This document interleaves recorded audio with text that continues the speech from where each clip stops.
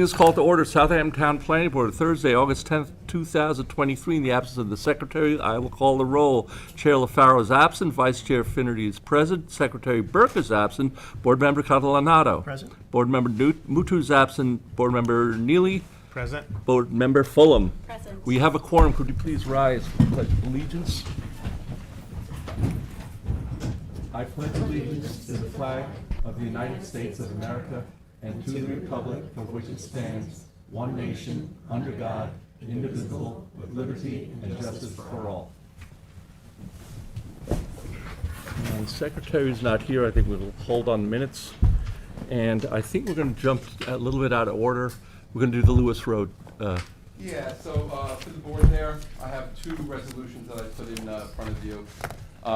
One is 2 pages, the other one's just 1 page. The first one is the 2-page. This is a resolution where you approve the integrated turf management plan and the groundwater management plan. And then the resolution at that point said, and recommendation that the town board's acceptance of same. If you look at the very last resolve, what it was supposed to say was, the planning board recommends the town board accept the monitoring agreement with Marty A. Petrovic. That's what the action was, so I put in the wrong terminology, so I just want to make sure the record's properly rectified. So we're just reauthorizing. Yeah, it's the same, but just approve the resolution as amended. As amended. Okay, very good. Do we have a motion? Motion. Motion by Craig, second by Tom. All in favor? Aye. Aye. Opposed? Aye. Abstentions? We have 4 yes and 3 absent. That was item 14, and then the second resolution. Yep, is a 1-page. So the board remembers this subdivision included, in this particular case, the transfer of 24 development rights, you might recall, and then the town board's in the process of dealing with the dedication of the open space. As part of the approval, the planning board basically is effectuating the transfer of development rights. And if you look at the preliminary approval and the final approvals that were done, the planning board went through all the details of the transfer of the development rights, where they're coming from, how they were calculated. So this resolution is basically the planning board effectuating the transfer of development rights. And then if you look at the resolve, it's authorizing the planning director, development rights manager to effectuate the transfer of development rights and recommends the town board accepts the deeds of dedication and signing of any necessary filing instruments. Great. Again, just for the board's edification, and you, Kate, because I know you sort of came in a little late on this, there's a lot of conditions in this approval, so I'm making sure every T and every dot Yeah. is dotted so that we don't miss anything. So this is the planning board is effectuating the transfer of development rights and recommends the town board's acceptance of the deeds of dedication and signing of any necessary filing legal instruments. Great, And easy you'll put breezy. this in the same format, so. it Yes, has these the are just drafts. resolution number and everything. Yeah, they'll have proper resolution numbers. Great, and do we have a motion for that? Motion. Motion by Craig, second by Tom. All in favor? Aye. Opposed? Abstentions? 4 yes, 3 absent. Was there one more item before we go into the work Yes, session? we'll look. You asked what is Bridge Petroleum? Bridge Petroleum. I was expecting the applicant to come, so I would like to put that over Until he shows up? Yeah. Okay. Yeah, So what we'll let's do go then, work sessions. Claire, is we'll close the afternoon regular session and convene the afternoon work session and see if we can do a couple of those items, which is, we're 10:30 and 10:88. Yeah, so I have David Gilmartin's here. Hey, I'm gonna have him Rooney, go up how there. I are have you? the aerials up here. Come on up. So just to give the board just a quick description, this is really what it amounts to is, and David will explain, looking to get a carriage house on this property, and I think to address a clearing situation. So they're looking to transfer the development rights and clearing rights from this property onto this property. Is it development rights and clearing rights, or just clearing rights? Both, It would be okay. both because they need it for the carriage house, Dennis. Yeah, So that the carriage house provisions require a development right transfer. Technically, through the building department, but we're also doing the clearing with this one. So I wanted Dave to come in and sort of explain couldn't what. they actually do subdivide the lot with that transfer? No? The transfer to development, clearing rights seemed to be the easiest. Yeah, way to get cleanest rid way to of do this it. Separation. So what's gonna happen to the remaining lot? It'd be sterilized completely. Is it gonna be held in private ownership or donated to the And town? We could either. and donate it to the town. So Dennis, what we've been doing on some of these is, in our conditions, putting the two options in there. They either have to put extinguish the development right and then encumber the property with a conservation easement. Right. Or they have to donate then, or they'll donate the land to the town. We'll donate it to the town. Yeah, that'd be cleaner. You know what happens, these things held in private ownership, they let go to tax sale, the county picks it up. 5 years later, we've got, I spent, $40,000, I want a building permit. So if you're going to, We'll donate it, make that a condition of great, any great, type of approval, okay. that's fine. So, Well, I just So I just had a question. Yeah, sure. oh, Yeah. sorry, go ahead, Claire. So, Okay. when you look at the overlay right there, like, it doesn't seem like it's an equal transfer. There's a lot of mature trees on the property that they wanna improve, and then this other lot really doesn't have that.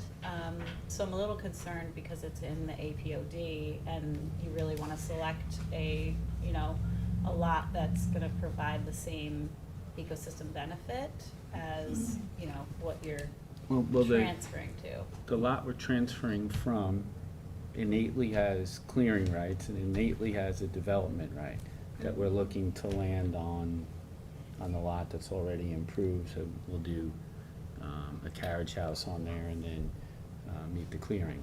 We can't take Right. more clearing off of what you view as a smaller lot, right? That number's been established with our Which is the surveyor. building lot? The one that's already improved. This one, right? Okay, so that lot contains a lot of mature trees and is in the APOD. The Right. lot that you're taking the clearing rights off of looks like it's already pretty cleared and wouldn't really offset the clearing on the mature tree lot, Is to that my clear mind. already? I mean, just, It- it's hard to tell. it's- Maybe you could zoom in on the Google. It's semi-cleared because you have the high Right. tension wires and then you have an easement, but we've established what clearing we're entitled to on that lot, Mhm. square footage, and we're moving it on to. So you actually have the square footages? Yeah, it was done through the building department on what we Okay. were entitled to. and So what we they weren't. assigned you an allowable clearing on the sending parcel? Right. Which is gonna be added to the allowable clearing on the receiving parcel, so no Correct. more, you're not gonna get any No, additional clearing? we don't get anything more than what we could pull off of the sending, I'll Oh. say the sending lot. Plus, you'll eliminate septic system, well, you'll have a septic system for the carriage house Is anyway. the issue that you're raising because of the maturity of the trees on that other parcel? The clearing rights unfortunately don't distinguish between. Don't distinguish there, Yeah. yeah.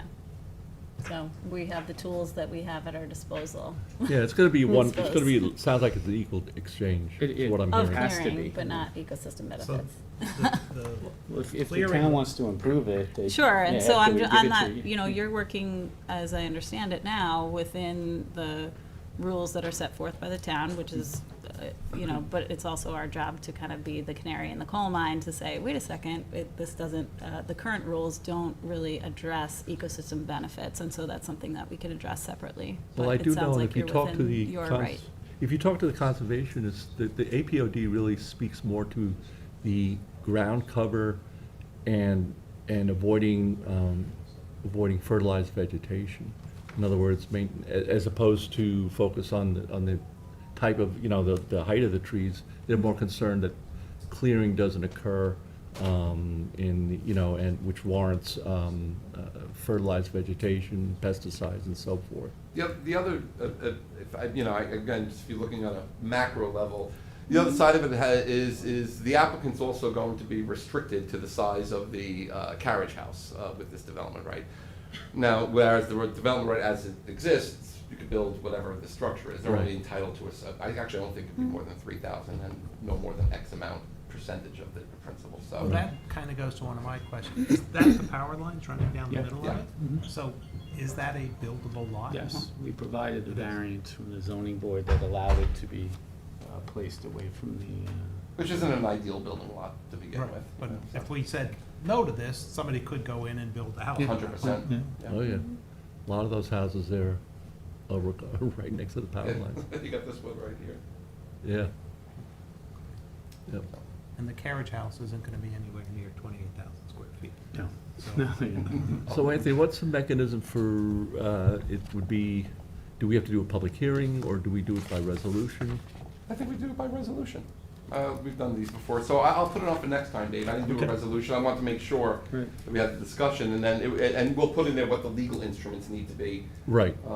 But so it would be done. And I think we've heard that the parcel, the sending parcel is going to be dedicated to the town. Yeah, yes. With an easement, I don't know how that works. An No, if it's easement. dedicated to the town just gets. the But there's one. a utility easement, I'm hoping the town board can accept that. Oh, okay, well, we'll look into With the that. easement. We'll look into that. You know, okay. In between, before we do anything, I'll make sure Dave and I look and make sure about that. Yeah, particular that would issue. be more Christine question. Okay, Dave, But thank you. Thank you. Thank Yeah, you, we'll get this on appreciate for next that. time.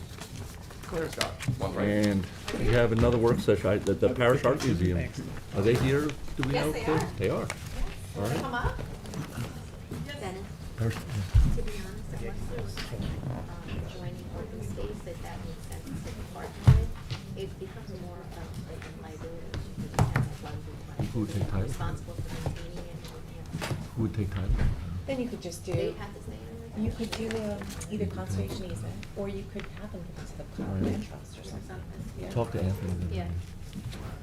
Hi, welcome. Could you tell us your names for the record? Yes, my name is Monica Ramirez Montagut. I'm the new director at the Parish Museum. Great. And pleasure to Welcome. meet you all. Welcome. And I'm your Lee name? Skolnick, architect in Sag Harbor. Lee, good to see you. Sometimes in New York, but mostly in Sag Harbor these days. So we wanted to get your input with the very, very early stages of providing signage, identification signage for the parish. Anyone who's been past there or goes there knows there's really no identification out of the street. And it's a problem in terms of visitation and serving the community, but it's also a traffic problem because people rush by it, they don't know it's there, they stop, they turn around. It's kind of a dangerous situation. So we took a lot of time to, just get the right. Make a left of Liechtenstein. Right. Yes, but, thank you for that. Yes, if you know what who Liechtenstein is. Oh, But yeah. we have between 40,000 and 65,000 people coming visit to the Oh, museum. yeah, Between 60 to 70% of those folks every year are new to this highway, to this region. Yes. And we have heard, particularly from our senior citizens that want to use the museum often, as they live here year-round, or even the bus drivers for the schools. We do have Right. tax levy, and when people don't want to come, we receive a lot of money from tax levy. If we cannot serve our communities properly, Absolutely. then we're not really maximizing. So we have a 625-foot building, linear building, that people think it's an abandoned factory. Again, if we don't have enough money to do outdoor sculptures, which for now we don't because of COVID, there's very little wayfinding for the lay person. People that know about art identify the Liechtensteins, identify the Isa Gensken. Yeah. But we are here serving, our first-time visitors to get us going on the next round of museum patrons of the future. We are the only museum of this caliber in the region, so we do want to be a community resource, and that's why I was hired a year ago, to make sure that I actually maximize all the assets that we have here and make them available and accessible to our local communities.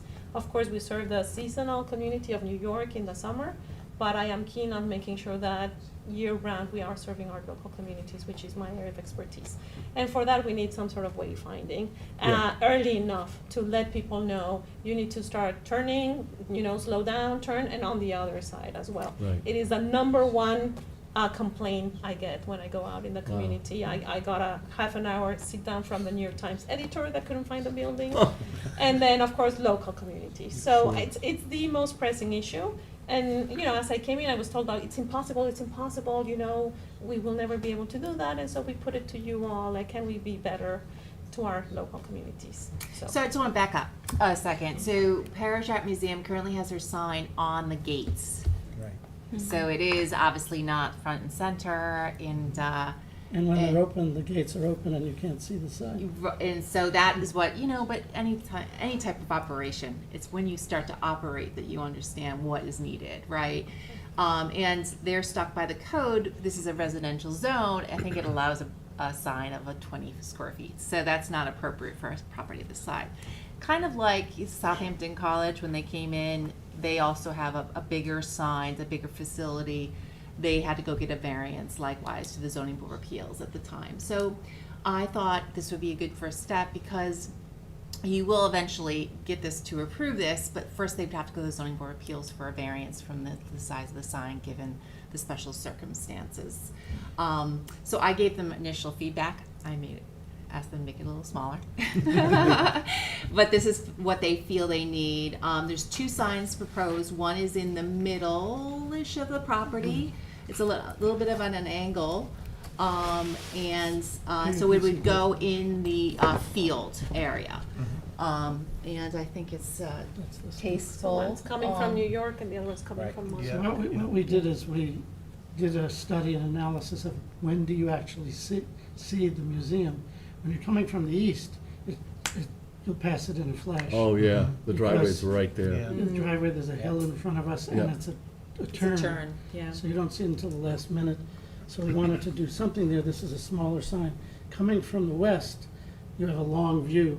And what we did, it just so happens that the angle that the building is to the road is the perfect angle for the sign to be, so that you see it just when you pass the Duck Walk Vineyards. So we angled this in parallel with the building, and we wanted to make it out of the same material as the building, which is just I'm curious why the lower side, the east sign is, the number is, the street address is so prominent as opposed to, that was the street address. Yeah, well, it The was- top sign It doesn't was have. just, it was a request. It was a suggestion that, because this is a way smaller sign, Okay. and we wanted to put banners and, exhibitions coming up, and it was like, this is gonna be permanent, and what's Right. most appropriate is the address, which we thought might be a better way to get it. But the other approved. sign doesn't have your address at all. We can add it, we can certainly add it, but we thought that, it was kind of like a suggestion to Yeah. have the number on one side, the shorter one coming from Montauk, and have it a little bit more longer for the folks that have I never mean, been here. I mean, we may Yeah. not agree. Oh, okay, But- Lee, go ahead. but I don't know that the number is that critical, really. Yes, no one's going, looking for 279, people are looking for the Parish I Art would, Museum. I'm just gonna say, if you Google Parish Art Museum and see if the address comes up right at the top, that will tell you whether that number's relevant. Relevant or not. Mhm. Yeah. Some of that's part of fire response too, right? It doesn't Isn't need to, it should be identified They somewhere. are, yeah, I know, they do have some requirements. Right now, That's- Right, is the whatever the code 279 on the requires. gate? It's on the gate, but it's like, then this gate is like these metal, it's Yeah. not solid, so And you it's, see and through. it's set way back as well.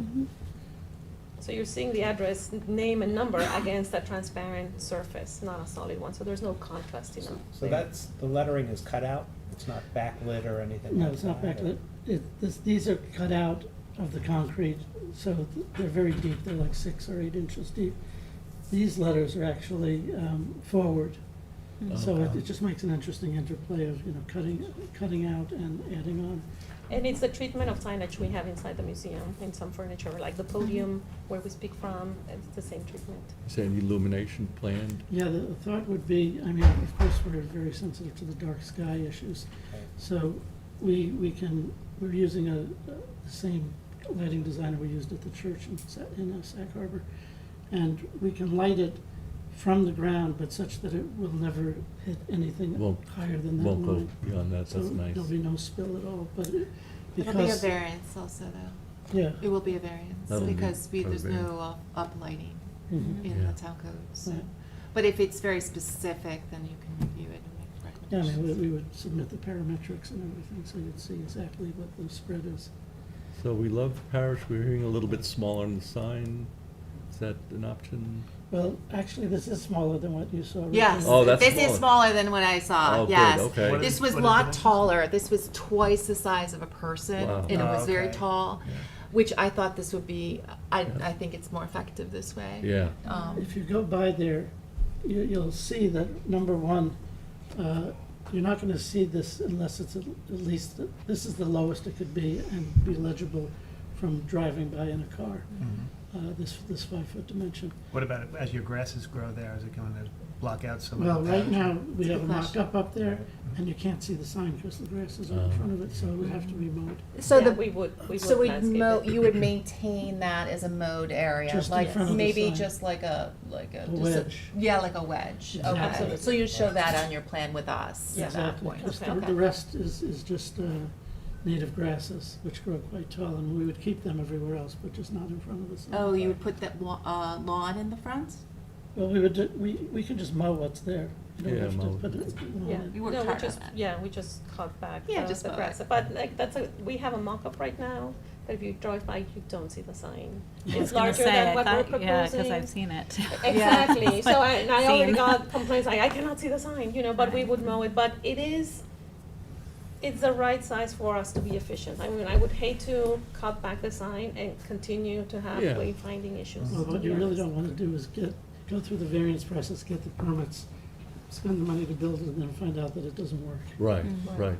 Claire, the lettering, Mhm. how would this compare, for example, to the winery or some of the other places right This is before you modern. get to the museum? This In is terms of- I'm just mo- thinking size, the height of the lettering or anything like that. Oh, Is so there duck anything box to- is kind of large, actually. I don't know how they got. And it's blue and yellow, and it's on a mountain, it's on a It's on a- It's on a surface, so. yeah, hillock. it is up. And we are it's- at grade, so if we wanted to be at that height, we would have to build up, you know. It may be a pre-existing sign too, in their case, but this, obviously, the design matches this building, I mean, in Right. terms of that. I was just, so. as you're coming east, you do pass several buildings with signs. I just Mhm. wondered, Yeah. is it a whole lot taller or It's short, you know, actually, just- because of the height of the hillock, that the duck walk sign is, I think this is actually lower than the duck walk. Oh, I would sign. imagine, yeah. Way lower, but we can take photos and compare, but their sign is on top of a mountain that's about Right. 10 feet tall or something. Right. Yeah. Mhm. So it's very, even though the sign is smaller, the site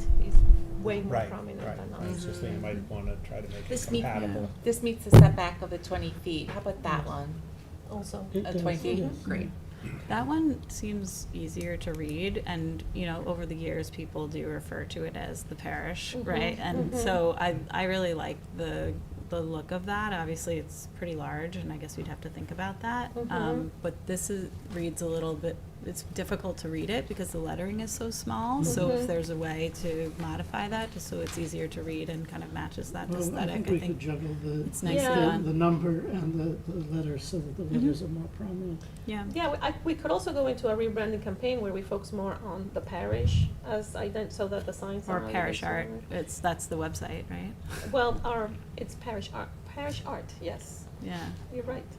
Our legal, I mean, anyway, this we is getting can into another manage. area, but Yeah. I just noticed that one is more difficult. It's difficult to read. You can only see the 279 Yeah. Pa- from here, Part of and the I have pretty reason good that eyes. it's smaller, not just because of the location, but when you see that, you're gonna be almost there already. Whereas Yeah. this one, you're gonna see from a great distance. Yeah. Mm. So the fact that the letters are smaller, they're not that small, and you're gonna be pretty close up when you get the first glimpse of it, because Mhm. when you make that turn, it just comes, like I said, it comes very Yeah, quickly. that is the edge of the property, so. Yeah.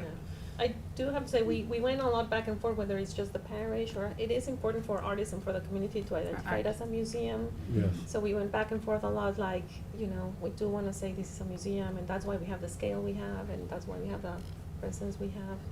But we can play with stacking them, you know, Yeah, to so that the length- for parish the looks length of it is bigger little. and art museum reads smaller, as Yeah. in that one. It just, when you get that height and then you have such a long length, it almost feels billboardish, Mhm. right? So I, Mhm. just caution that.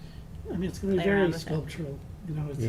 Yeah. it's not Sure. gonna look like a graphic, it's gonna look like a piece of sculpture. That's it, I do have to tell you that our current mock-up, you cannot see it from the street. And so while if we see it clean like that, it does feel like in reality, you know, the grasses can be up to 10 feet tall or something, which we will mow, but it does not feel like that, given that we have a 600 linear feet, you know, behind it. It's just even this photo is taken at a close-up. I mean, that's not how you perceive it. That if you were to stop In the and take middle the of the photo road. from here, but basically the sense of space, we're missing the other half, Right. which is what The in reality frontage. you would have, Yeah. right? Yeah, the frontage goes much further west. Right. This one was originally a taller sign and We were gonna do- skinnier. They were banners. Remember Oh, we- it was a there banner. was 3 banners. Okay. And you Do said forget would it. you, yeah, I said no to banners.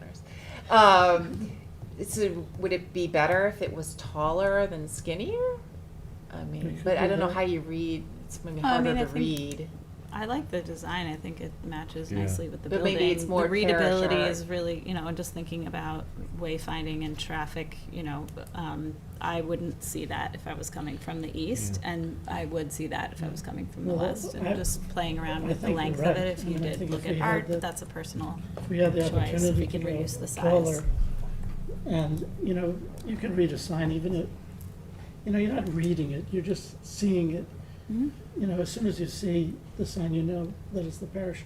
So even if the lettering was going vertically, you know, like up the side, which would make it more legible from a distance, we could do that. I think you it know, is the whole- nice here, go ahead, sorry. No, I mean, the whole design aesthetic of that site, this horizontal Sure. linear, Yes. you have the Right. roof, and then you have the meadow, and then it Right. sort of keeps, you know, I really. We also have the sculpture, the Liechtenstein, which is Yes, vertical. we're, exactly. Yeah, you wanna So block it. we don't wanna Yeah. start Oh, I love that competing with stuff. that. Yeah. Right. And also these photos in the winter, like right now, those are big green trees, and Yeah. you know, it's even if that was the case, you could still not see that sign as well. I mean, it doesn't feel that big Right. when the trees are Well, green. I don't think anyone thinks it's big. The question is it big enough to be Well, real? the words. The mostly. words. Yeah. My fear is that people who are heading west will Mhm. see that late and hit their brakes real hard to like, oh, here it is. Heading you west, know, and yes. then lock up there. Well, I like your idea of Mhm. maybe doing the parish large and maybe then stacking art museum. If we Mhm, did that, we mhm. could make the letters bigger. Yeah. Because art Mhm. museum would get stacked there and parish could Mhm. be here. Would be there, And yeah. then there'd be a similarity between And then the two. you would shorten the length of it just slightly, Right. so it brings the whole thing Mm-hmm. a little bit tighter. That would be better than having the number then? Just Yeah, I would check the having code Parish just Art to make sure Museum. that you meet the requirement We for even have fire the number response or someplace whatever. else, it's always Yeah. permitted. Mhm. You know, someplace else, right, Mhm. as you enter, so, Okay. you know, deliveries know where they're going and things Mhm. like that.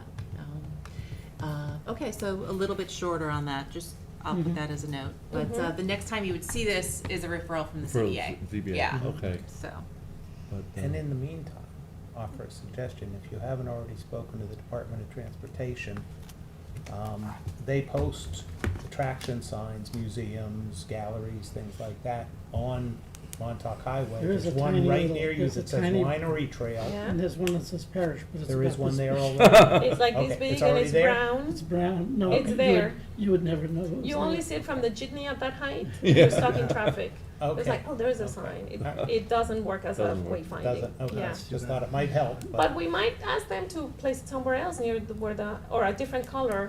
Anyway, thank you. It's Well, there and it's I not think there's- helping Both us. directions. There's a crosswalk It's there, only in right? one direction, yeah. Oh, that's, It's only one direction. grab the, Yeah. grab the westbound. But yes, we can ask for the other, yeah, we'll go and That's a ask good also idea. for Yeah. what can we do to We're not help. asking for a street light though. Street light. that's a whole nother discussion.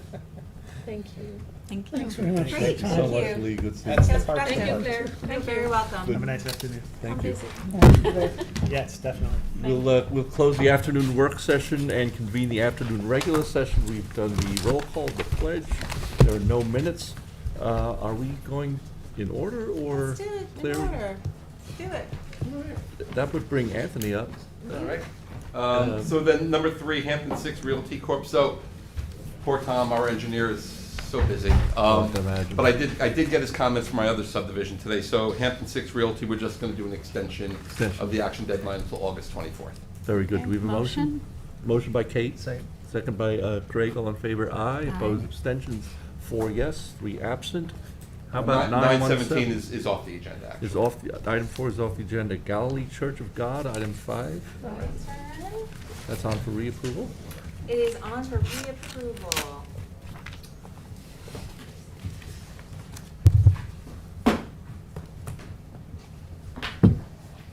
There's some plans for you, and here's the decision.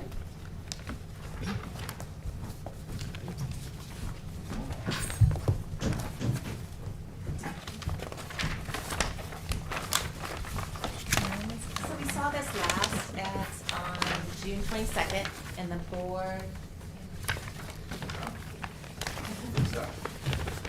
the board had requested that the existing natural vegetation be shown on the map.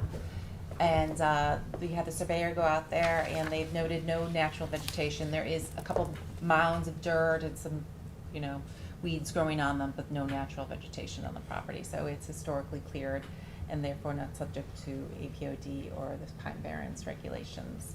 So based on that, I'm recommending approval, subject to a couple conditions, the fire marshal and the town engineer, who has reviewed it over the years but not officially given his review on this project, and that'll be before signature. Know that Jackie had asked about that if there was any natural vegetation, but then also historically whether there was, so There could we wasn't. see it, there wasn't? There wasn't, Okay, yeah, we all looked right, at thank the you. areas, yeah, good, thank you. So I'm recommending reapproval and proceed with the site plan being valid for 2 years. We actually had the fire marshal there yesterday, Okay. and he only had one. Oh, sorry, Welcome. Yeah, preemptively had the fire marshal come, and he was on board with everything because we had an electrical inspection week prior. Fire marshal had to come and sign off on smoke and CO, and he just recommended we put a knockbox at the front door so that they have a key to get in case of emergency. Great, that was his Everything else. comment. Could we get Yeah, your, and just name? verify yourself. Oh, we get my name the- is Justin with Advanced GC. I'm the construction consultant for the project. Okay, Justin Dubinsky? Connolly. Connolly, I'm sorry. Connolly, Justin. When did you change your name? Okay, Great. very good. Do we have a motion to reapprove? Thank you, Justin. Thank you. Do we have a motion? Motion. Motion by Craig, second by Tom. All in favor? Aye. Opposed? Abstentions? 4 yes, 3 absent. Thanks again, folks. So, my next one is Jedi Holding. This is a site plan, that is close to being complete. They put all their landscaping in, and we're recommending, setting the maintenance bond for an amount of $19,000, $200. 19,000? Okay. Yes. Do we have a motion? Motion? Kate, and second, Craig? I'm reading, hold on. Sorry. Is that you on the second? Second. By Craig, all in favor? Aye. Aye. Opposed? Abstentions? We have 4 yes, 3 absent. Then And my which next brings us one to is Noyak Golf Club. Also Noyak Golf Club, this is the same, yep, thanks. Is also setting, a maintenance bond there, done with their project, town engineer sign off, and, the landscaping's all in order. So Okay. this would be a 2-year bond. 2-year bond, very good. Of $16,300. Very good. Do we have a motion? Motion. Motion by Craig. Second. Second by Kate, all in favor? Aye. Aye. Opposed? Abstentions? We have 4 yes, 3 absent. My next- Conscience Point Shellfish Hatchery. Yes. This is a, expedited. There he is. Site How plan, are you? wetlands permits.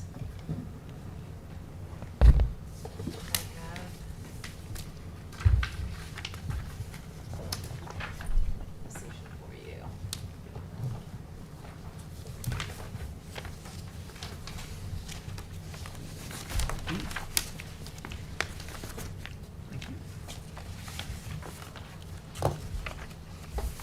This is the proposed addition of the shed, well, pass down those plans. I've got more copies. I think we had a public hearing. There's no, actually, it was expedited? Oh, that's right. Yes. So you did limited referrals to the fire marshal, who had typical conditions. And the ARB, which you completed approval, to the environmental division, which described the application, supported the application, subject to the AI system being incorporated. It's an existing sanitary system which is being removed, and they're doing a new one. Sorry, there is no sanitary system present. So it's Oh, not- so that was wrong? Yes, it's not a replace, it's the very first one. Just state your name for the record. Mark Matthews, Great. president of the Conscience Point Shellfish Hatchery. Can you say again what you said, because I just couldn't hear it because Yes, you were the- facing Claire? Sorry, there is no septic system there presently. Okay, So right. this is a new septic system. Mhm. There has never been Okay. one. I didn't think a shed needed a sanitary system, so I was like, okay. So instead, the wording for your condition will be the sanitary system will be the Yes. system. Okay. Okay, that makes sense. Yes. The town engineer had a couple comments, his typical fee, but I think he got the fees waived in this case, Mark. Yes. And provide erosion and sediment control plan, which is pretty standard.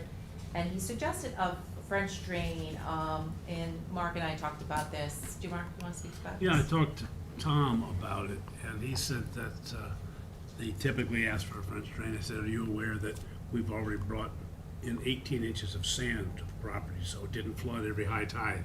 I said, no, I didn't know that. So he said, he doesn't have the authority to waive the French drain, but you do.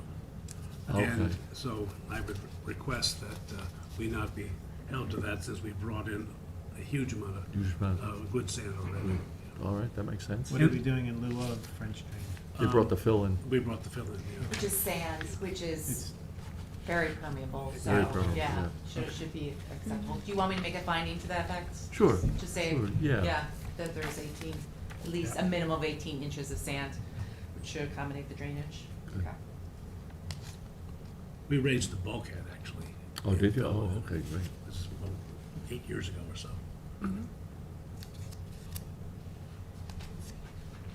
Okay. So we won't do the French drain. So Mark, there wasn't a bathroom in where the lab is?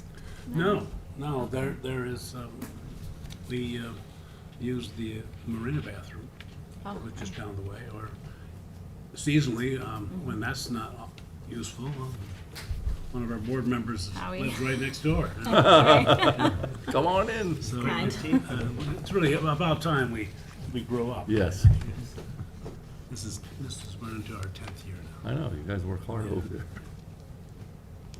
Okay, so, DEC didn't respond, so it would be both a wetlands permits, the condition would be the sand system should be an IA system, and the planning board would approve the site plan, for the addition, and the conditions would be to provide the erosion and sediment control plans to the satisfaction of the town engineer, eliminate the French drain, and then general conditions, which is the lighting shall comply, the fee or waiver, and I make sure that the wording says waiver, and then the filing of the affidavits and the 3 sets of plans for signature. Well, the French drain, we just eliminate, right, we could take it off the plans, Mark, right?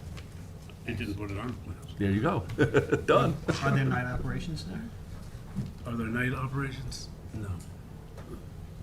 Well, sometime in the middle of the winter, we go down and feed the spat, but there's no outdoor night operation. They'll be inside the hatchery building for as they're coming alive or spawning or that kind of thing. So complying with dark skies.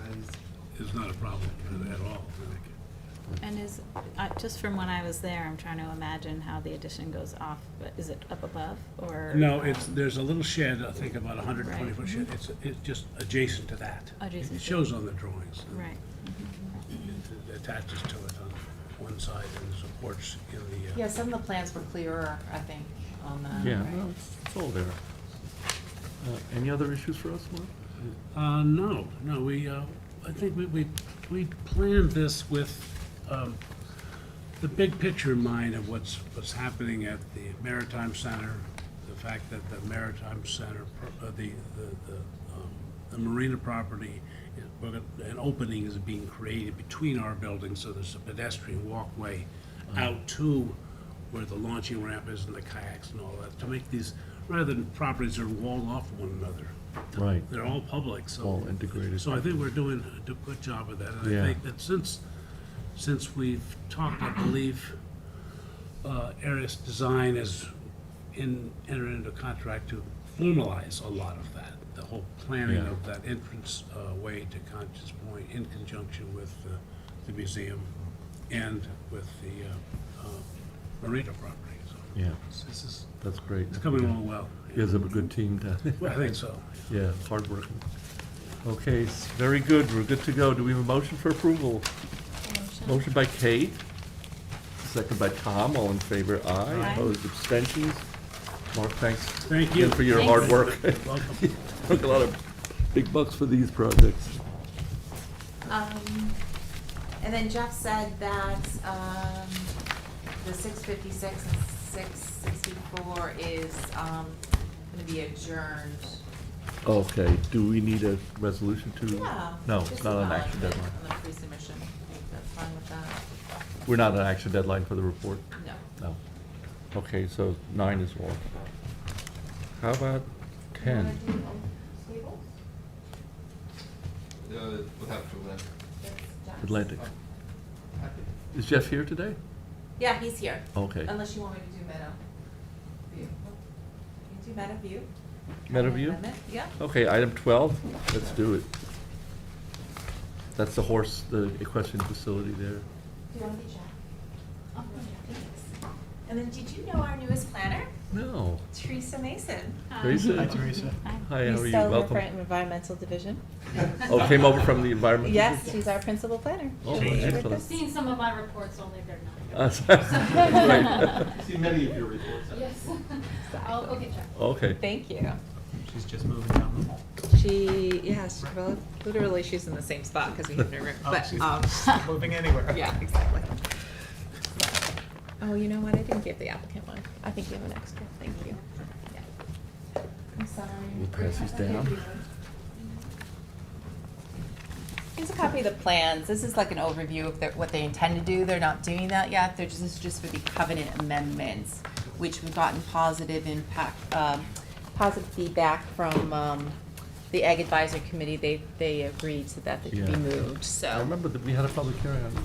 We did have a public hearing Yeah. on this one, yep. It was a while ago.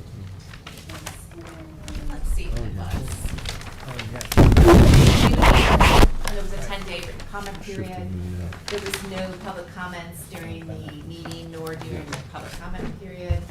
The Ag Advisory Committee, June 6th, said the use of the property has been a horse farm for decades, as presented by the applicant's attorney. The reasons for changing the boundary of the ag building envelope is to accommodate sought improvements to the facility in response to required setbacks for annual specialty buildings. This relocation presents no issues for the committee. So I recommend it be amended. It seems, Okay, and you have seems some good. I have, conditions for us? yeah, this is the Not many, overview on. but, Yeah, so the conditions would be the submission of the modified covenant and approval from the town attorneys, as appropriate. is there applicant here, or? Yep. Oh, hi. Hi. Please use the podium if you, seems pretty straightforward. Just tell us your name. Bailey Larkin with Bennett and Reed, offices at 212 Windmill Lane in Southampton. I don't actually have anything to say on this one, so. Okay. It's pretty straightforward. Yeah. Okay, do we Discuss this have at length. then, motion to amend the covenant with the 2 conditions? There's 3 conditions. 3 conditions. It is the modified covenant, the approval with the town attorney, title certification, and finally the covenant with the county clerk. Great. Do we have a motion? I'll move. Motion by Craig. Second by Tom. All in favor? Aye. Opposed? Abstentions? Everyone's getting kind of a workout today. This board. You'll have to stay awake and all that other good stuff. There are only 4 of Yeah. us, we're all trying to be very I mean, I polite. could, Yeah. I'll do one Well, more. on the good side, I'm gonna do one we'll more. divide the cookies 4 ways. Fine. Most important. Oh, Right? no. I got more. I have number 18, Oceanside. This is just to reschedule a hearing. This was originally scheduled for September 28th, but the applicant couldn't make it for that date, so we're doing October 12th. October 12th. Very Yep. good. Do we have a motion? I'll move. Motion by Kate. Second? Second by Craig, all in favor? Aye, opposed, abstentions? We have 4 yes, 3 absent. Okay, and then we'll let Anthony step in. What? Is that mine or yours? I think that's mine. There's one here on the floor. What? I have one. Uh-oh, that's yours. Are you the same Fell on the size? floor. I said, oh, how'd I blow that? I'm taking the nicest gesture. I'll take the wind of the tire tracks out.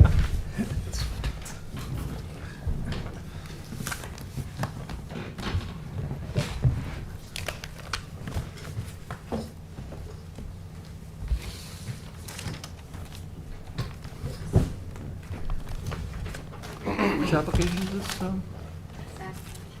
Old Stables. Old Time to go, Stables? Claire? How about you go? Okay. We're jumping back to Old Stables, is that? I think I That's item 11. There's 2 things I'm giving you with this one. One is the draft resolution And the other is the town engineer's comments that came in today. The applicant couldn't be here, so what I think I'm gonna do is just wanna go over just a few of the, I think, issues that I wanted to clarify with the board, and then we'll come back next time for an amended resolution. Okay, great. This is the old stables at Spionk subdivision on North Phillips there. Yep. It is a cluster, let me get to, Across the street from Windermere. yep.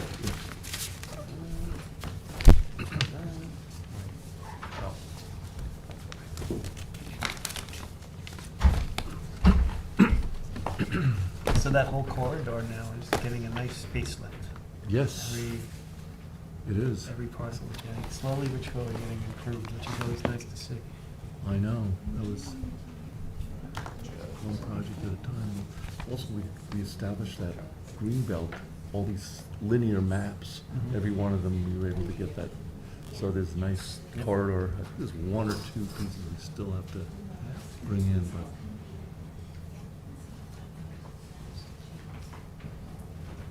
God, you should have seen the, there was a plan a few years ago to cut through, what's the big subdivision, Long Creek Pond, or Oh, yeah. cut that through to, oh my God. It's easier in front of the board. So the old stables at Spionk, if you will remember, you can see it on there in the yellow, on North Phillips. It's gonna be a cluster subdivision plan. The open space is gonna be in the back to align with the existing town open space, and if you might recall, 7 lots off a cul-de-sac. Right. One of them will be for affordable. It's not an aquifer, and we're getting the open space. If you just go to the resolution, I have all the stuff from the engineer, so I'm gonna incorporate that into this resolution.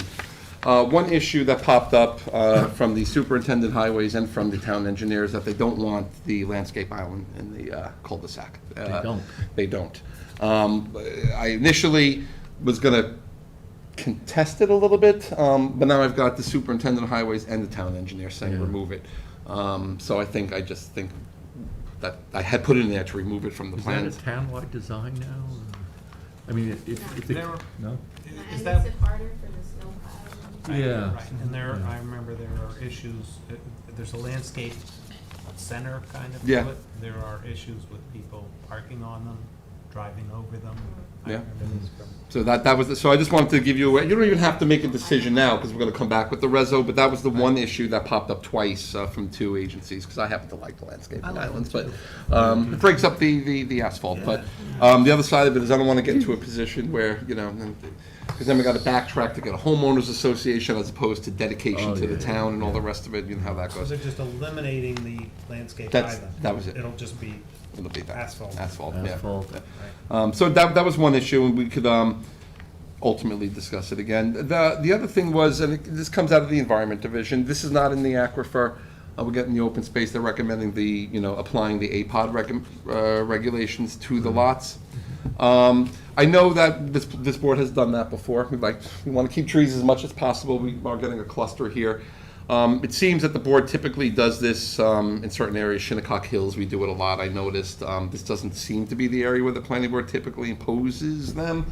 So I don't know how the board feels about it. How large are the lots? The lots will be roughly 20,000 square feet. Yeah, it becomes really problematic, these smaller lots. It does. Especially when you have to trench through the utilities in the street. What I will say is, that the applicant has said, and we'll have another discussion, he plans on keeping up a lot of the trees anyway, Yeah. because to the south of the property, you have some driveways and everything, and, so he said that he will keep up the trees. But I wanted just to clarify and make sure, because I'll revise it, the APOD, it's hard to impose them a lot of times in the non-APOD areas. Especially on smaller lots. Especially on smaller lots. And Yeah. so, but the other side of it is we are getting the open space, so. Right. So we'll That's the real. so those were really the 2 big issues that I wanted to resolve with the board. The other thing was there's a request for oh no, I think we're okay on it. The fire hydrant shown in the plan, never mind, the applicant's okay with it, so. I just wanted to make sure on those clearing things, because it affects the covenants and restrictions. So if Yes. we're okay with it, then I will revise this. It'll include all the engineer's comments, and I'll revise it to eliminate what we're eliminating. And- So we're not in action. that's- Well, we are, and I told them we'll do it on the 24th, then I said, but I would present it to the board, so we'll just do an extension of the action deadline to the So 24th. you need an extension now? Yeah. To the 24th. Great. Do we have a motion? Motion by Craig, second by Kate, all in favor, aye, opposed, abstentions. We have And four the yes. one unintended consequence of clearing on that road is the train station. Because we did a lot of clearing on the, what was it called, the sunflower Oh, yeah, yeah. application. Yeah. So every time we knock down trees, we're knocking down a natural sound barrier. Yeah. And I know this because I live there. Yeah, no, I- So you're like. I understand. We're starting, you start to really hear the sound travel a little bit more. Yeah, no, for sure. And duly noted, and I appreciate that. Okay, so that one's done. And then, I saw Jeff, oh, Jeff. yeah, I actually, that applicant is here, so, might as well do Aaron Sachs. Sachs, okay, we're going to item 13. Yeah. Sorry about that, Jeff. You handed it to me, so I thought you were inclined to do this. This is one. Yeah, you can sit there, and then we'll get to you.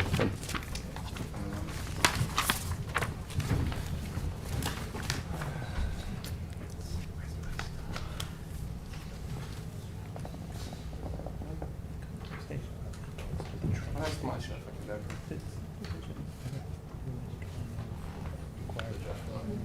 Jeff, do you know where my? Oh, here it is. No, I know what you're talking about, advisory company. So, sorry. Airport we've done. We did one actually, 5 years ago, when the Wilson Club. Right. We did an advisory company there, but most people know, otherwise, no. And we do it, I'm sorry. yeah. That's okay. This is Aaron Sachs. It's 132 Lewis Road. It's, let's see, I messed up over there. It's just a 2-lot subdivision, R20 zoning district. It's not in any overlay districts or anything like that. We did a covenant amendment for this one, very similar to the subdivision back here. This lot and this lot were part of a previous subdivision, and you amended the covenant restriction on each so they could be subdivided. This one up here is being subdivided the same way as the one in the back. It's a 2-lot subdivision.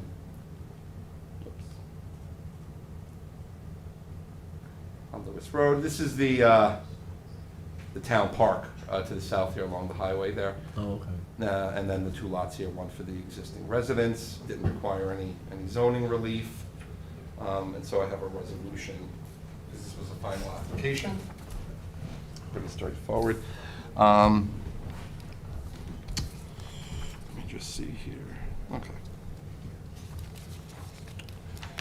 At the first page there. So it's all a description of the application. If you go to the bottom for the findings, whereas the planning board makes the following findings. That was a type 2 action under secret and no further environmental review.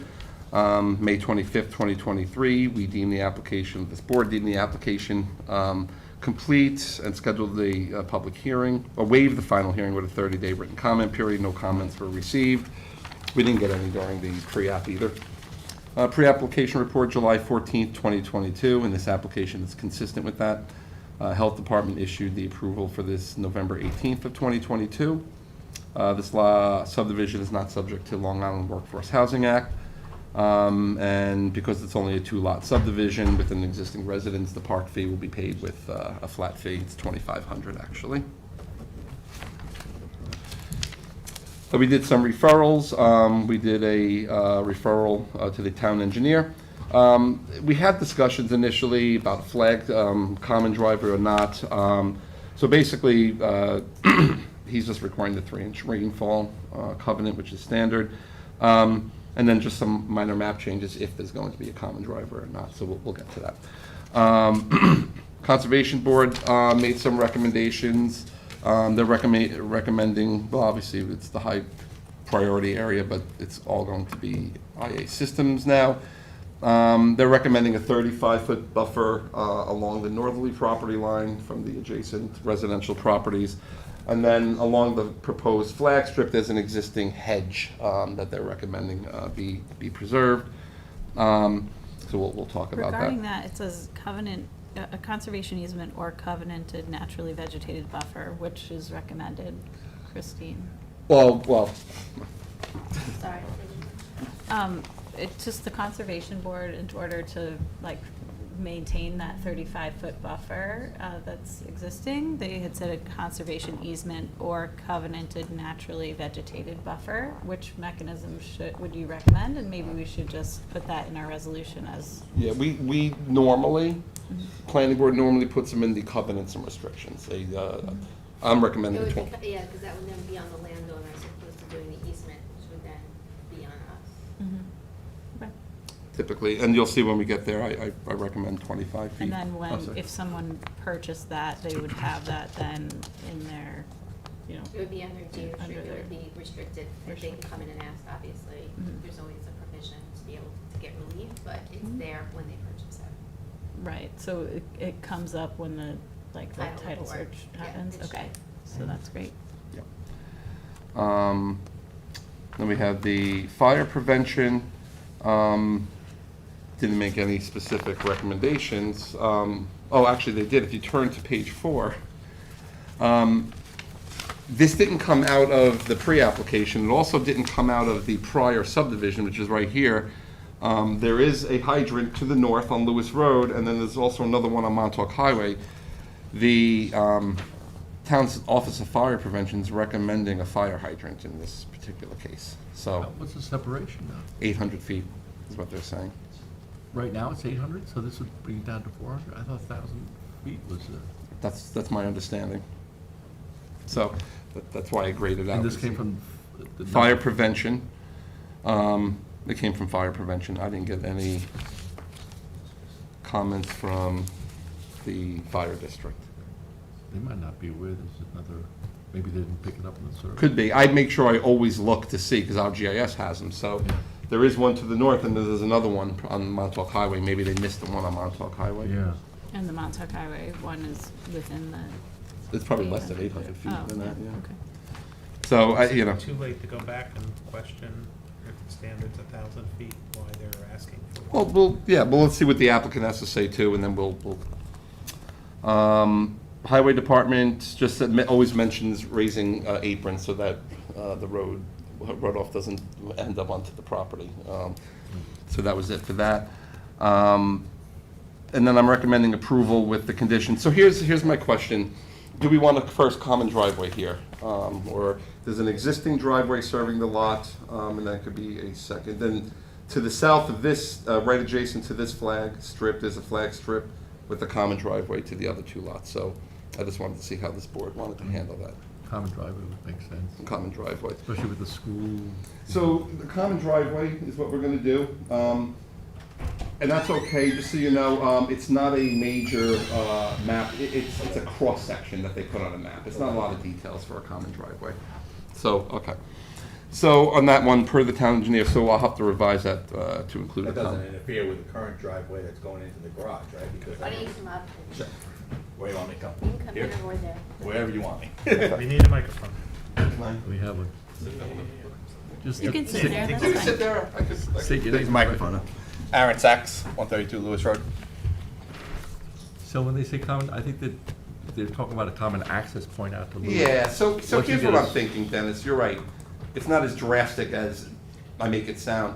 Because they have, so you're gonna do a common driveway up to like this point, right? And utilities, and then you're still gonna come off here. Right. Right, because I don't, that's not how I pull in my driveway. So I pull in my driveway, my asphalt driveway there, because that goes to the garage.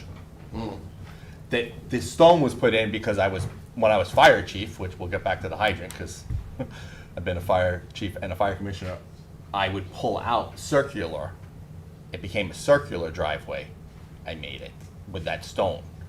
But my actual asphalt driveway goes to a garage that's there.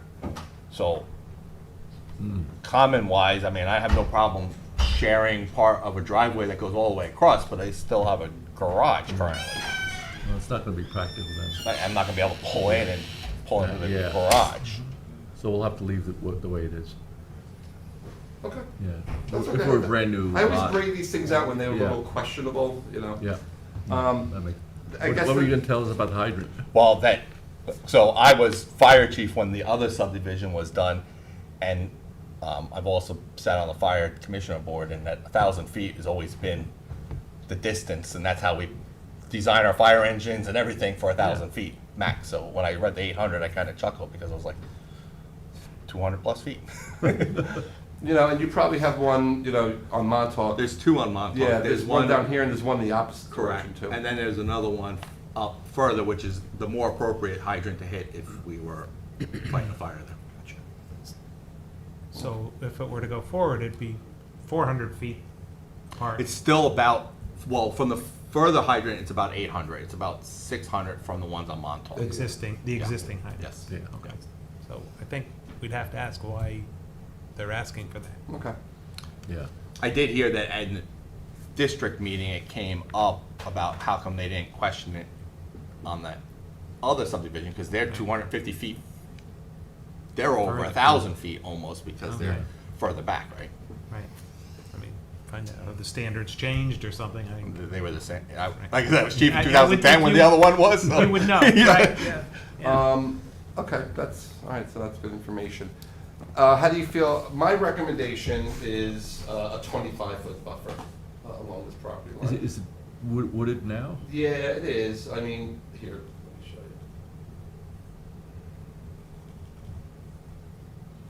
So this is the property here. Could be along here. It's up to the board. I just, Right. you know, if it comes out of conservation, I'll make sure we address it. And Yeah. the board knows I'm not shy if I agree or So disagree. you're with asking for a something. 25-foot buffer on Yeah. non-disturbance buffer. So conservation recommended 35 They foot, recommend 35 you're feet. recommending 25? I'm recommending just- 25 feet. Yeah. If you want to know my reasoning behind it, I typically. Oh, Why I try not? to, it's only because it's not a zoning requirement, it's not a design standard, so I try to come up with something that's more consistent with, that won't encroach on their ability to build on the property with setbacks. So 25 foot, you're gonna keep the principal building off by 20 feet or whatever it is. So I try to just be consistent with the zoning setbacks. That's all, that's all. So it's on the northerly The north side, side, not the side towards the park. This side. Right. Right now, that was the second question, is about the hedge along what would be the common. It does, interestingly, the hedge doesn't impact the driveway, the ability to put in a driveway for the back lot. So I didn't, you know, it's adjacent to a driveway, but which is adjacent to the town. So I didn't know how you felt about the. Well, it's going to benefit you to keep the hedge, right? Yeah, I had no plans on taking down the hedge. I had no problems with. The comment I had about the corridor, the nature corridor, is it's all fenced in. All but 30 feet of the rear lot is fenced in. So I think they're talking about the north. yeah, on the north side. Yeah. You know, all the neighbors have wall fencing all the way. Oh, they do? All the yeah. way down, and the guy in the back built a tennis court, a basketball court back there. Oh, yeah, I see So that. I'm like, because like Anthony said, this is the sister subdivision lot to those in the back. I'm like, well, there was none there, and put a hard court in, There was no- and it's there were all no- fenced in, so I'm not sure what deer, if deer and animals are running through, I would think they'd run through more of the open park land. So, Anthony, what's your feeling? You know, the reason why, that's why I went down with the 25 feet, because I just felt in that instance, it won't interfere with the ability to build on the property, is my opinion. And that way, you know, you're buffering from the neighbors. Is it 25 feet, like, along the northerly portion and the westerly? Or, because it's gonna get into two lots, right? So- I was recommending it along this property line. It affects, you know, Just the 1, 2, northerly 3, property. 3 lots. This is pretty clear back here. Yeah. Right. So I think we'll, you know, try and get that buffer on the northern lot. I mean, if 25 you're feet. trying to create a wildlife corridor, it makes sense to go down this way and then down to the park. So, I mean, it's just a matter of what the goal is, right? Like, Right. if it's, and it realistically, so if you look at where the park is, and then the woodland that comes through, it comes down through the park, and then the wildlife actually does cross over where the park is, does come down the driveway I see, and they cross over to the lot across the street, because that's town-owned property across the street. Right. And then they run that corridor all the way over to Central Avenue from that corridor. yeah, like not through your. Right, not because through it's my fenced. property, right. Yeah. Because it's all fenced, so they can't get in there. We'll give and take. How about, because we're dealing with one now, we usually, how about 20 and 20? Do 20 along the north and 20 along the back. That's within the setbacks. It really shouldn't affect, like I said, a building envelope on the property. Is that a compromise? I'm throwing everything out there. Right. And the properties north of that, do any of them have? They're all fenced. Right. No. Yeah, I mean, we should do something because it's APOD, right? It's not APOD. Oh, so No. this isn't, I'm sorry, I'm looking at 64 Lewis Road because I had Lewis Road in my head. I'm sorry. Yeah, no. All right, Lewis okay, Road yeah, on the so market is always- that Yeah. makes sense, I mean, 25, they're small 25 lots, then? you know, small half-acre lots. Which is so- nice for you too, I mean, to keep some, Yeah, I mean, obviously you Vegetation can on see there. I've been living there since 2007. I haven't cleared much. I like to live a little bit in the secluded area. Mhm. And I'm not big about clearing it, obviously. so But, you're saying 25 westerly, 25 I was just think saying, it's as a 20 compromise, just do 20 across the 20 whole foot. thing, 20 and 20.